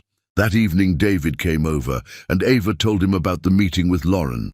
And David held her while she cried for reasons she couldn't quite articulate. Maybe she was crying for the marriage that had ended. Maybe for the years she'd lost to surveillance and fear. Maybe for the relief of finally truly being free of Jim and his damage. I'm so tired, Ava whispered against David's chest. I'm tired of being the strong one. I'm tired of managing Jim's relationships and protecting our daughter and building this new life. I'm just tired. Then rest, David said. I've got you. And for the first time since finding that tracker under her car, Ava let herself be held without strategy or performance, let herself be weak for a moment, let herself trust that someone else could carry some of the weight. It felt terrifying and liberating, and like maybe, finally, she was learning what healthy love actually looked like. Chapter 8. The Reflection. Spring came violent and green, everything blooming at once, like the city had been holding its breath through winter and finally exhaled. And Ava stood on her balcony with morning coffee, watching the world transform itself and thinking about cycles and seasons and things that died so other things could grow. Her daughter was sleeping in after staying up late, working on a school project about family history. And Ava had helped her create a timeline that included the divorce and move without shame. Just facts presented clearly the way you'd present any other life event. The Women Artists exhibition opened to critical acclaim and crowds that wrapped around the block. And Ava stood in the gallery watching people engage with the work and felt pride that had nothing to do with Jim's opinion or approval. She'd done this herself. Built this success through her own talent and vision and determination. The local paper ran a feature about her with photos and quotes, and several people from her old city messaged congratulations, including colleagues from the gallery she'd left behind. David asked if she wanted to move in together, said he'd been thinking about it for months. And Ava said yes, without the panic she'd expected to feel. They started looking at apartments with space for her daughter, places with good schools nearby, and room for all three of them to exist comfortably. Her daughter was excited about the move, liked David, and felt safe with him. And Ava felt grateful that her child was learning what healthy relationships looked like by watching Ava and David together. Jim's visits with their daughter continued regularly and smoothly. He'd been promoted at his brother's store to a management position and seemed genuinely happier, more stable. His relationship with Lauren was apparently going well, and during video calls, he seemed lighter somehow, less burdened by the weight of his past mistakes. Ava was glad for this, not because she wanted Jim to be happy, but because their daughter deserved a father who was present and healthy. One afternoon, Ava received a message from Jim asking if they could talk, really talk, without lawyers or court mediators involved. Just two people who used to love each other trying to find closure. Ava's first instinct was to refuse, but her therapist encouraged her to consider it, said sometimes closure required facing things directly instead of maintaining protective distance. So Ava agreed to meet Jim at a park halfway between their cities. Neutral territory where neither of them held power. He looked different when she saw him. Not physically older, but somehow softer around the edges. Like years of anxiety had finally loosened their grip on his body. They walked along a path through trees, just starting to leaf out, not speaking at first, just moving together through space the way they used to move through their life together. "Thank you for agreeing to meet me," Jim finally said. "I know you didn't have to. What do you want to talk about?" Ava asked, keeping her voice neutral, not giving him anything to work with.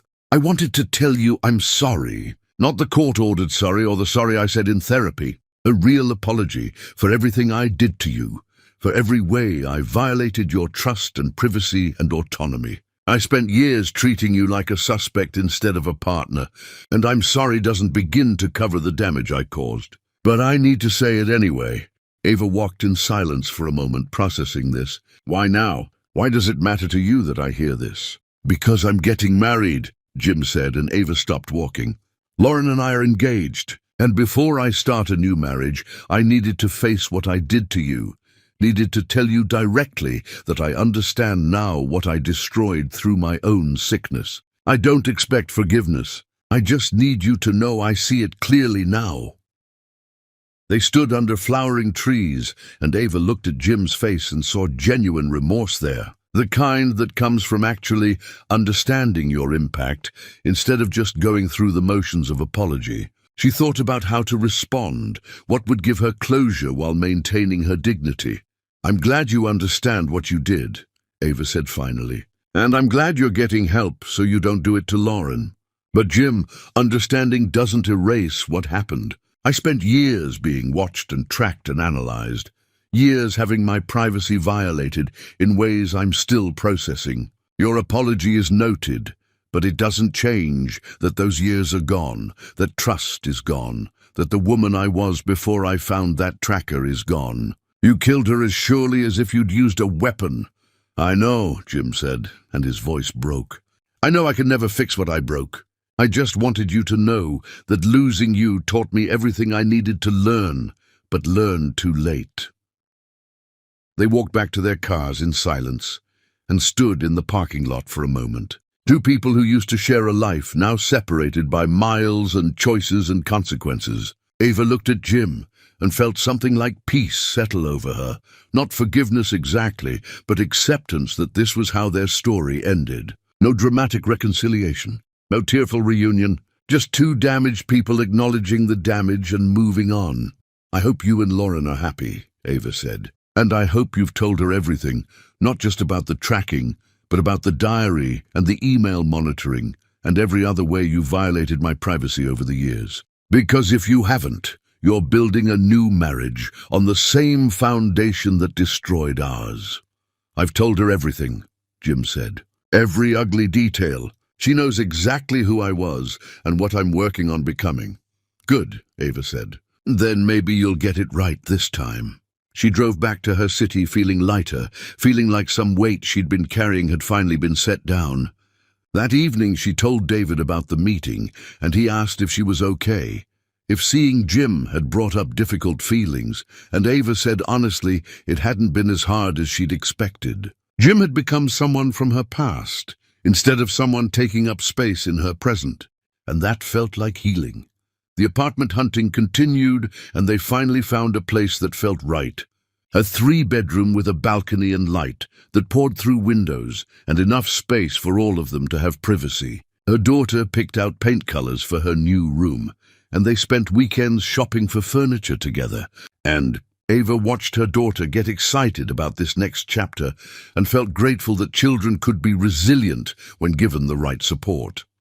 Jim's mother called, asking if she and her husband could visit, wanting to see their granddaughter before the big move to the new apartment. Ava agreed, and they came for a weekend. And watching Jim's parents interact with her daughter, Ava felt complicated emotions. These people had raised the man who'd abused her, but they'd also been good grandparents and didn't deserve to lose their grandchild because their son was damaged. The visit went smoothly, and when they left, Jim's mother hugged Ava and said something unexpected. "I'm sorry my son hurt you. I'm sorry I didn't see the signs earlier and protect you better. You deserve more than what he gave you." "It's not your fault," Ava said, and meant it. Jim made his choices. You didn't make them for him. Still, Jim's mother said, I raised him to be better than he was to you, and I'll spend the rest of my life wondering where I went wrong. After they left, Ava thought about that conversation, about parents carrying the weight of their children's choices, about the ripples of damage spreading outward from Jim's surveillance to affect everyone in their orbit. She thought about her own daughter and promised herself she'd raise this girl to value trust and privacy, to never accept being monitored or controlled, to walk away from anyone who made her feel less than whole. The Women Artists exhibition closed after a successful run, and Ava immediately started planning the next project, the surveillance exhibition she'd discussed with the woman at David's party. She reached out to artists who'd experienced domestic surveillance and control, collected their work, built a show that was raw and honest and painful to look at. The gallery director approved the concept and gave Ava full creative control, and Ava threw herself into the work with fierce determination. One piece in particular struck her, a sculpture made entirely of broken GPS devices welded together into the shape of a cage. The artist had collected tracking devices from other survivors and created this memorial to freedom, and Ava stood in front of it for a long time, thinking about her own tracker sitting in an evidence box somewhere, thinking about how she should have kept it, should have turned it into art instead of letting it disappear into the legal system.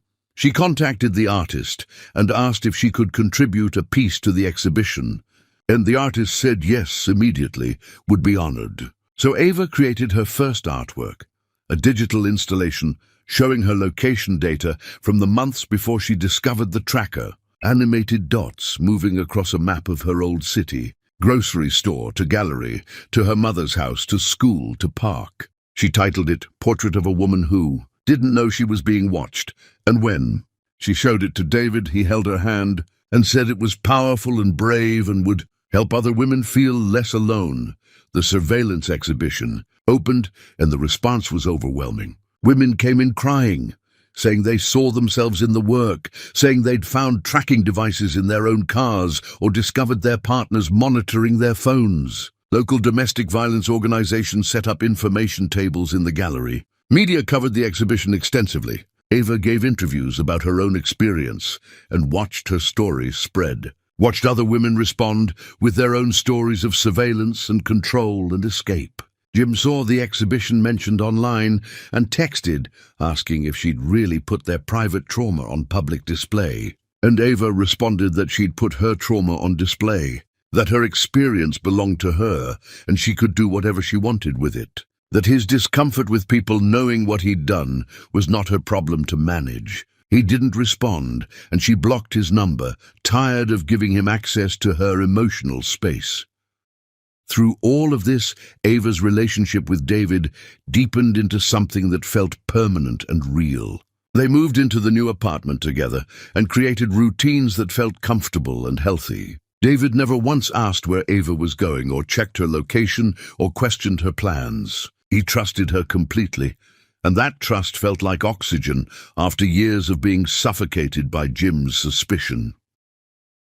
One evening, lying in bed, David asked Ava if she'd thought any more about marriage, and Ava said honestly she wasn't sure she ever wanted to be married again, that the institution felt tainted by her experience with Jim.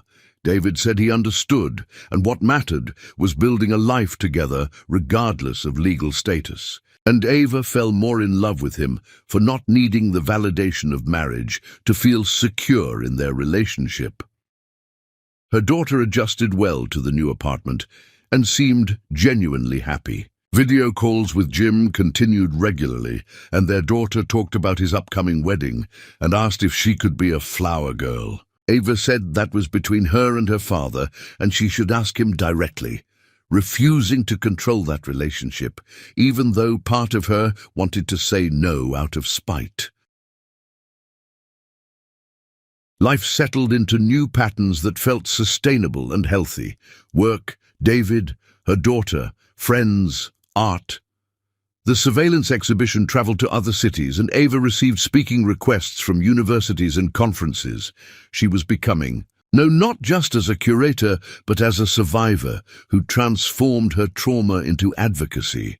And while that wasn't the career path, she'd imagined it felt meaningful in ways traditional curating never had. Ava stood on her balcony one morning, watching sunrise paint the sky, pink and orange, and thought about the woman she'd been when she found that tracker, thought about the fear and violation and rage that had nearly consumed her. That woman seemed like someone from another life, someone Ava barely recognized. She'd been forged in fire and come out steel, and while she'd never be grateful for what Jim had done, she could acknowledge that surviving it had transformed her into someone stronger than she'd ever imagined being. Chapter 9. The Revelation, the Four. Call came on a Thursday morning, while Ava was reviewing contracts for an upcoming acquisition. Her office door open, letting in sounds of the gallery coming alive with staff and early visitors. Her phone screen showed Jim's mother calling, and Ava almost declined, didn't want to deal with wedding planning or coordination of flower girl duties. But something made her answer, and immediately she knew from the breathing on the other end that something was wrong. "He's in the hospital," Jim's mother said without preamble, her voice wrecked and small. "Jim, he had some kind of breakdown.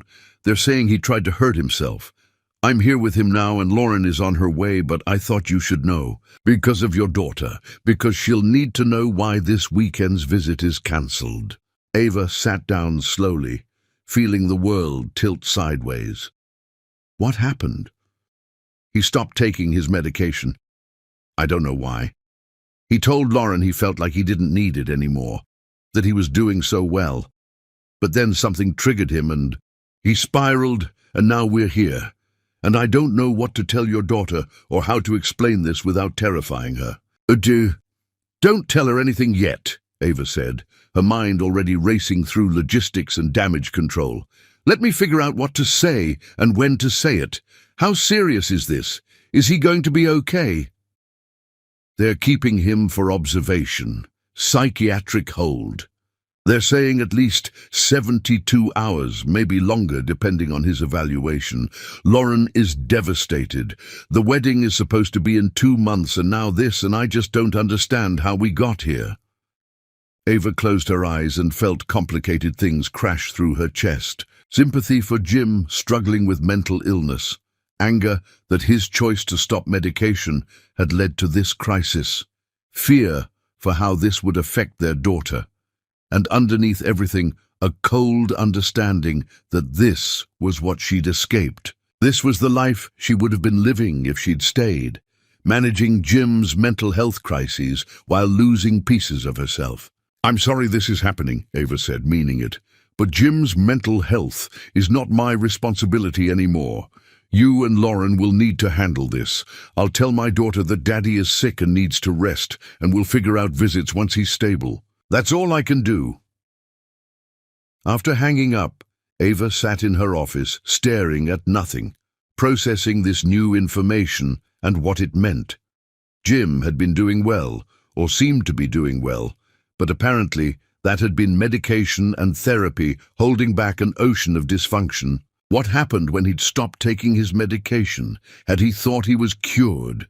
Had he been arrogant enough to believe he'd fixed his broken brain through willpower alone? That evening, Ava sat down with her daughter and explained carefully that Daddy was sick and in the hospital, but he was safe and doctors were helping him feel better. Her daughter cried and asked if Daddy was going to die, and Ava held her and promised no, Daddy wasn't dying. He just needed help with his feelings, and sometimes people needed to go to the hospital for that kind of help. Is it because of the divorce? Her daughter asked. Is Daddy sad because you and him aren't together anymore? No, sweetheart. Daddy has an illness in his brain that makes him feel worried and scared sometimes, and he needs medicine to help his brain work better. This isn't about me or you or anything we did. This is just something Daddy has to manage, like someone with diabetes manages their blood sugar. David came over that night and held Ava while she cried for Jim and for their daughter, and for the years she'd spent trying to hold together a man who was fundamentally broken. She cried for the woman she'd been who'd thought love could fix mental illness, who'd absorbed Jim's anxiety as her responsibility, who'd let herself be surveilled and controlled because she believed he needed that to feel secure. "I could have ended up like Lauren," Ava said against David's shoulder. "If I'd stayed.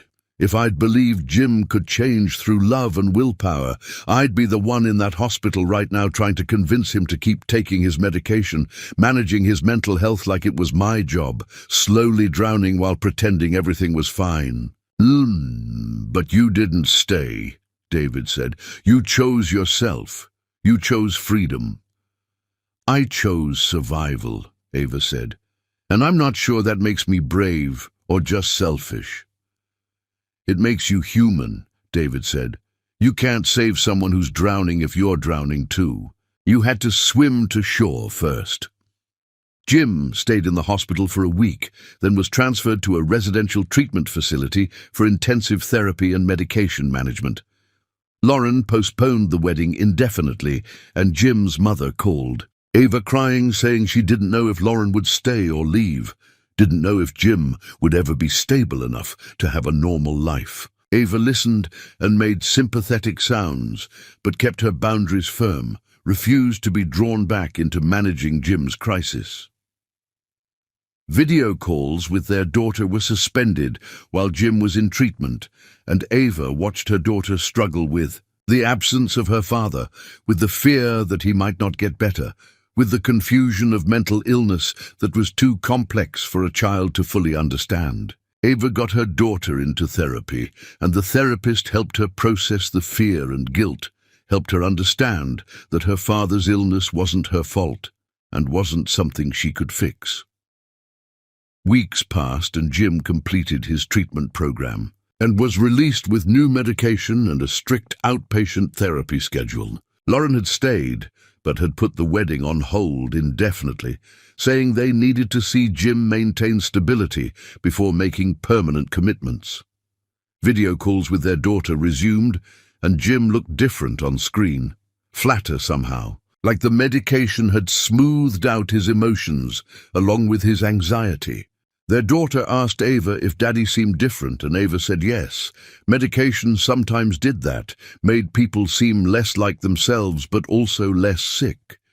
She explained that Daddy had to choose between being the person he was with illness or the person he was with medication, and sometimes that was a hard choice, but it was the right one if it kept him safe.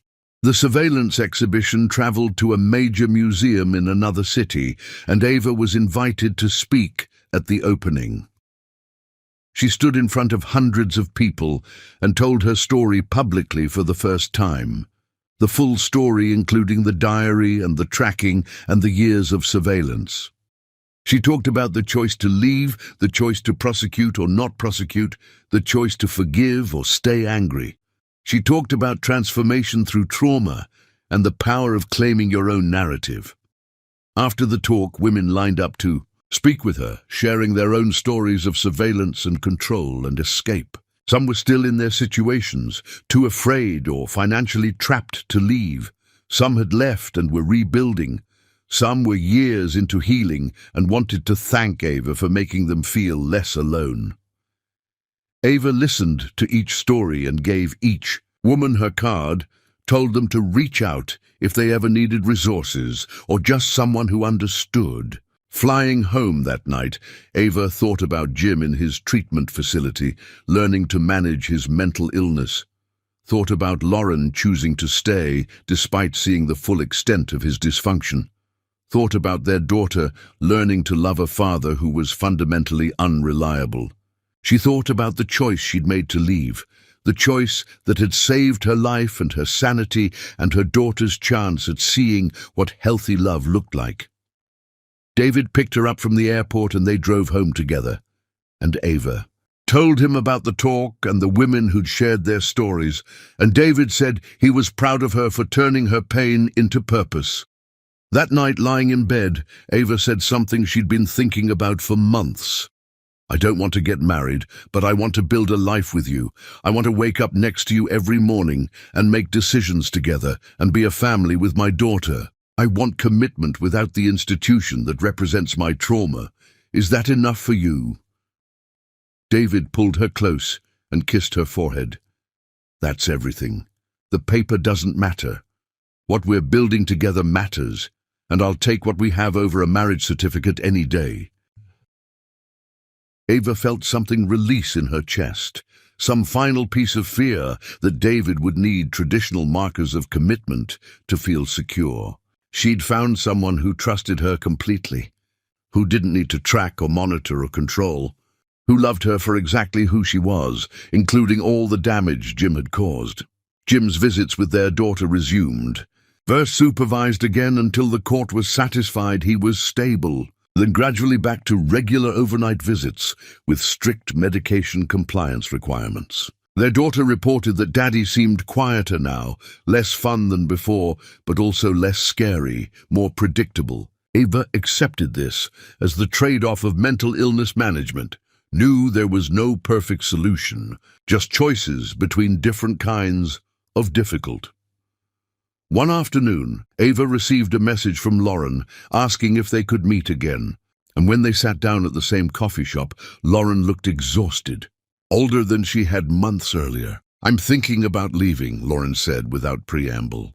"Not because Jim relapsed or broke my boundaries, because I realized I signed up to love someone, not to manage someone's mental illness for the rest of my life, and I don't think I can do this."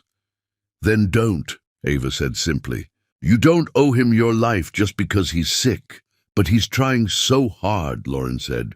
"He's taking his medication, going to therapy, doing everything right. How can I leave someone who's doing everything right?"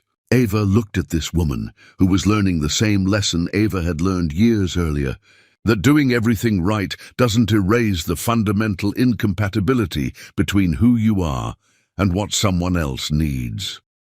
Because doing everything right doesn't mean you're obligated to stay. Because mental illness isn't his fault, but managing it is his responsibility, not yours.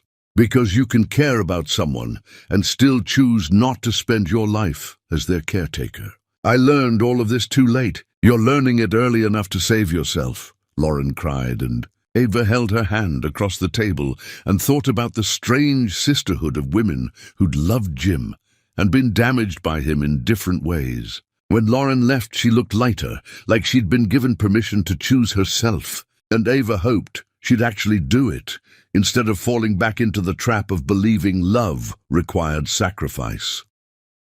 2 weeks later, Jim's mother called to say Lauren had ended the engagement, had moved out, had told Jim she couldn't be what he needed. Jim was devastated but stable, still taking his medication, still attending therapy, accepting the end with more grace than he'd accepted the divorce. Ava felt relief that Lauren had chosen herself, felt hope that maybe Jim was actually learning that his needs couldn't be met by sacrificing other people's well-being. The surveillance exhibition received national attention, and galleries in multiple cities requested to host it. Ava's work expanded beyond curating into advocacy and speaking, and she was invited to consult on legislation about domestic surveillance and digital privacy. Her career transformed into something she'd never imagined but felt deeply meaningful, using her experience to create change for other women. Through all of this, David remained steady and supportive, never jealous of Ava's success or threatened by her growing profile. He showed up to her speaking events and cheered her on and took care of their daughter when Ava traveled. He proved daily that healthy love looked like support without possession, like trust without surveillance, like partnership between equals. Ava stood on stage at a conference about domestic violence and technology abuse, speaking to an audience of hundreds of advocates and survivors and professionals, and she realized she'd become someone she never expected to be. Not just a survivor, but a voice for other survivors. Not just someone who'd escaped, but someone who'd transformed escape into advocacy. Not just someone who'd been tracked, but someone who'd turned that tracking device into a symbol of resistance. And as she spoke about finding that tracker at 2 in the morning, about sending it to Canada, about watching Jim's world crumble when he couldn't control her anymore. Ava felt powerful in a way she'd never felt during the marriage. She'd taken the worst thing that had ever happened to her and turned it into fuel for helping others. She'd survived, and then she'd thrived, and then she'd used her thriving to light the way for women still trapped in darkness. Chapter 10. The Liberation. 3 years after finding the tracker under her car, Ava stood in front of a museum case containing that very device, now part of a permanent collection on surveillance and domestic control, and she looked at the small black object that had changed her entire life and felt something close to gratitude. Not for what Jim had done, never for that, but for the woman she'd become through surviving it. The museum had purchased the device from police evidence, and Ava had worked with curators to create an exhibit explaining its significance. The placard read simply, "GPS tracking device used by husband to monitor wife's location without consent. Sent by wife to Canada as act of resistance. Symbol of surveillance culture in intimate relationships, and one woman's refusal to remain. Pray." Her daughter stood next to her, looking at the tracker with the complicated expression of someone who understood this object represented both her mother's trauma and her family's dissolution. She was older now, more aware, processing the divorce with the help of therapy and time. "Do you wish you'd never found it?" her daughter asked quietly. Ava considered the question carefully.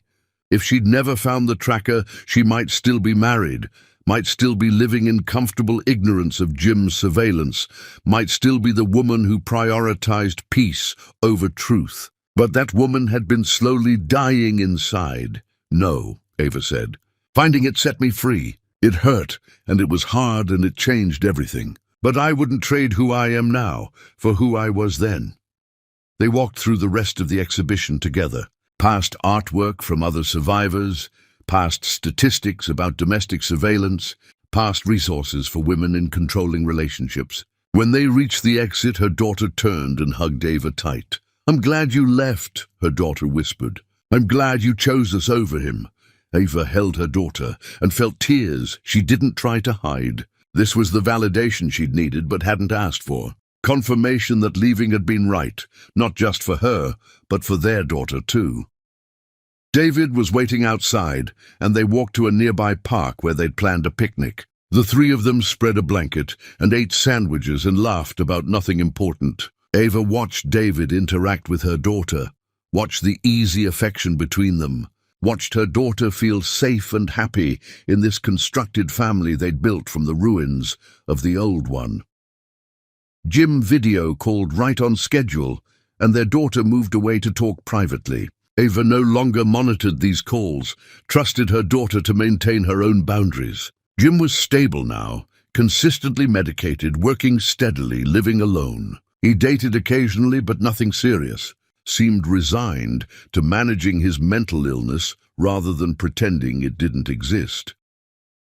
When the call ended, their daughter came back and reported that Daddy had asked about the museum exhibition, had seen it mentioned online, and wanted to know if his name was attached to it. Ava had deliberately kept Jim's identity anonymous in all her public speaking and advocacy work. She'd done this partly to protect their daughter, but mostly because she refused to give him the infamy he might want. "What did you tell him?" Ava asked. "That you never used his name, that you protected him even though you didn't have to." "He said to tell you thank you." Ava felt something complicated move through her chest. Jim's gratitude felt both appropriate and insufficient. She hadn't protected him out of kindness, but out of strategic choice, maintaining control of her own narrative. But she accepted his thanks anyway, another small piece of closure. That evening, the gallery hosted a reception for donors and board members, and Ava moved through the crowd, feeling confident and powerful. The board chair pulled her aside and officially offered her the executive director position. Ava accepted without hesitation, ready to lead the institution into new territory. After the reception, David took her home, and they stood on their balcony, looking at city lights, and David said something that made Ava's breath catch. "I want to adopt her, your daughter." If you and she are comfortable with it, I want to legally be her father. Not to replace Jim, but to acknowledge what we've built together." Ava turned to face him and saw sincerity and love and commitment that had nothing to do with control. She thought about her daughter who called David by his first name, but looked to him for advice and comfort. She thought about the family they'd created through intention rather than biology. "I need to talk to her about it," Ava said. "And to Jim, everyone affected needs to have a voice." They brought it up with their daughter the next weekend, and she cried happy tears and said yes immediately. Said David had been more of a father to her over the past years than Jim had been even before the divorce. They called Jim together and explained the situation, and Jim was quiet for a long time before saying he understood. He wouldn't fight it. He knew David had been there in ways he hadn't been able to be.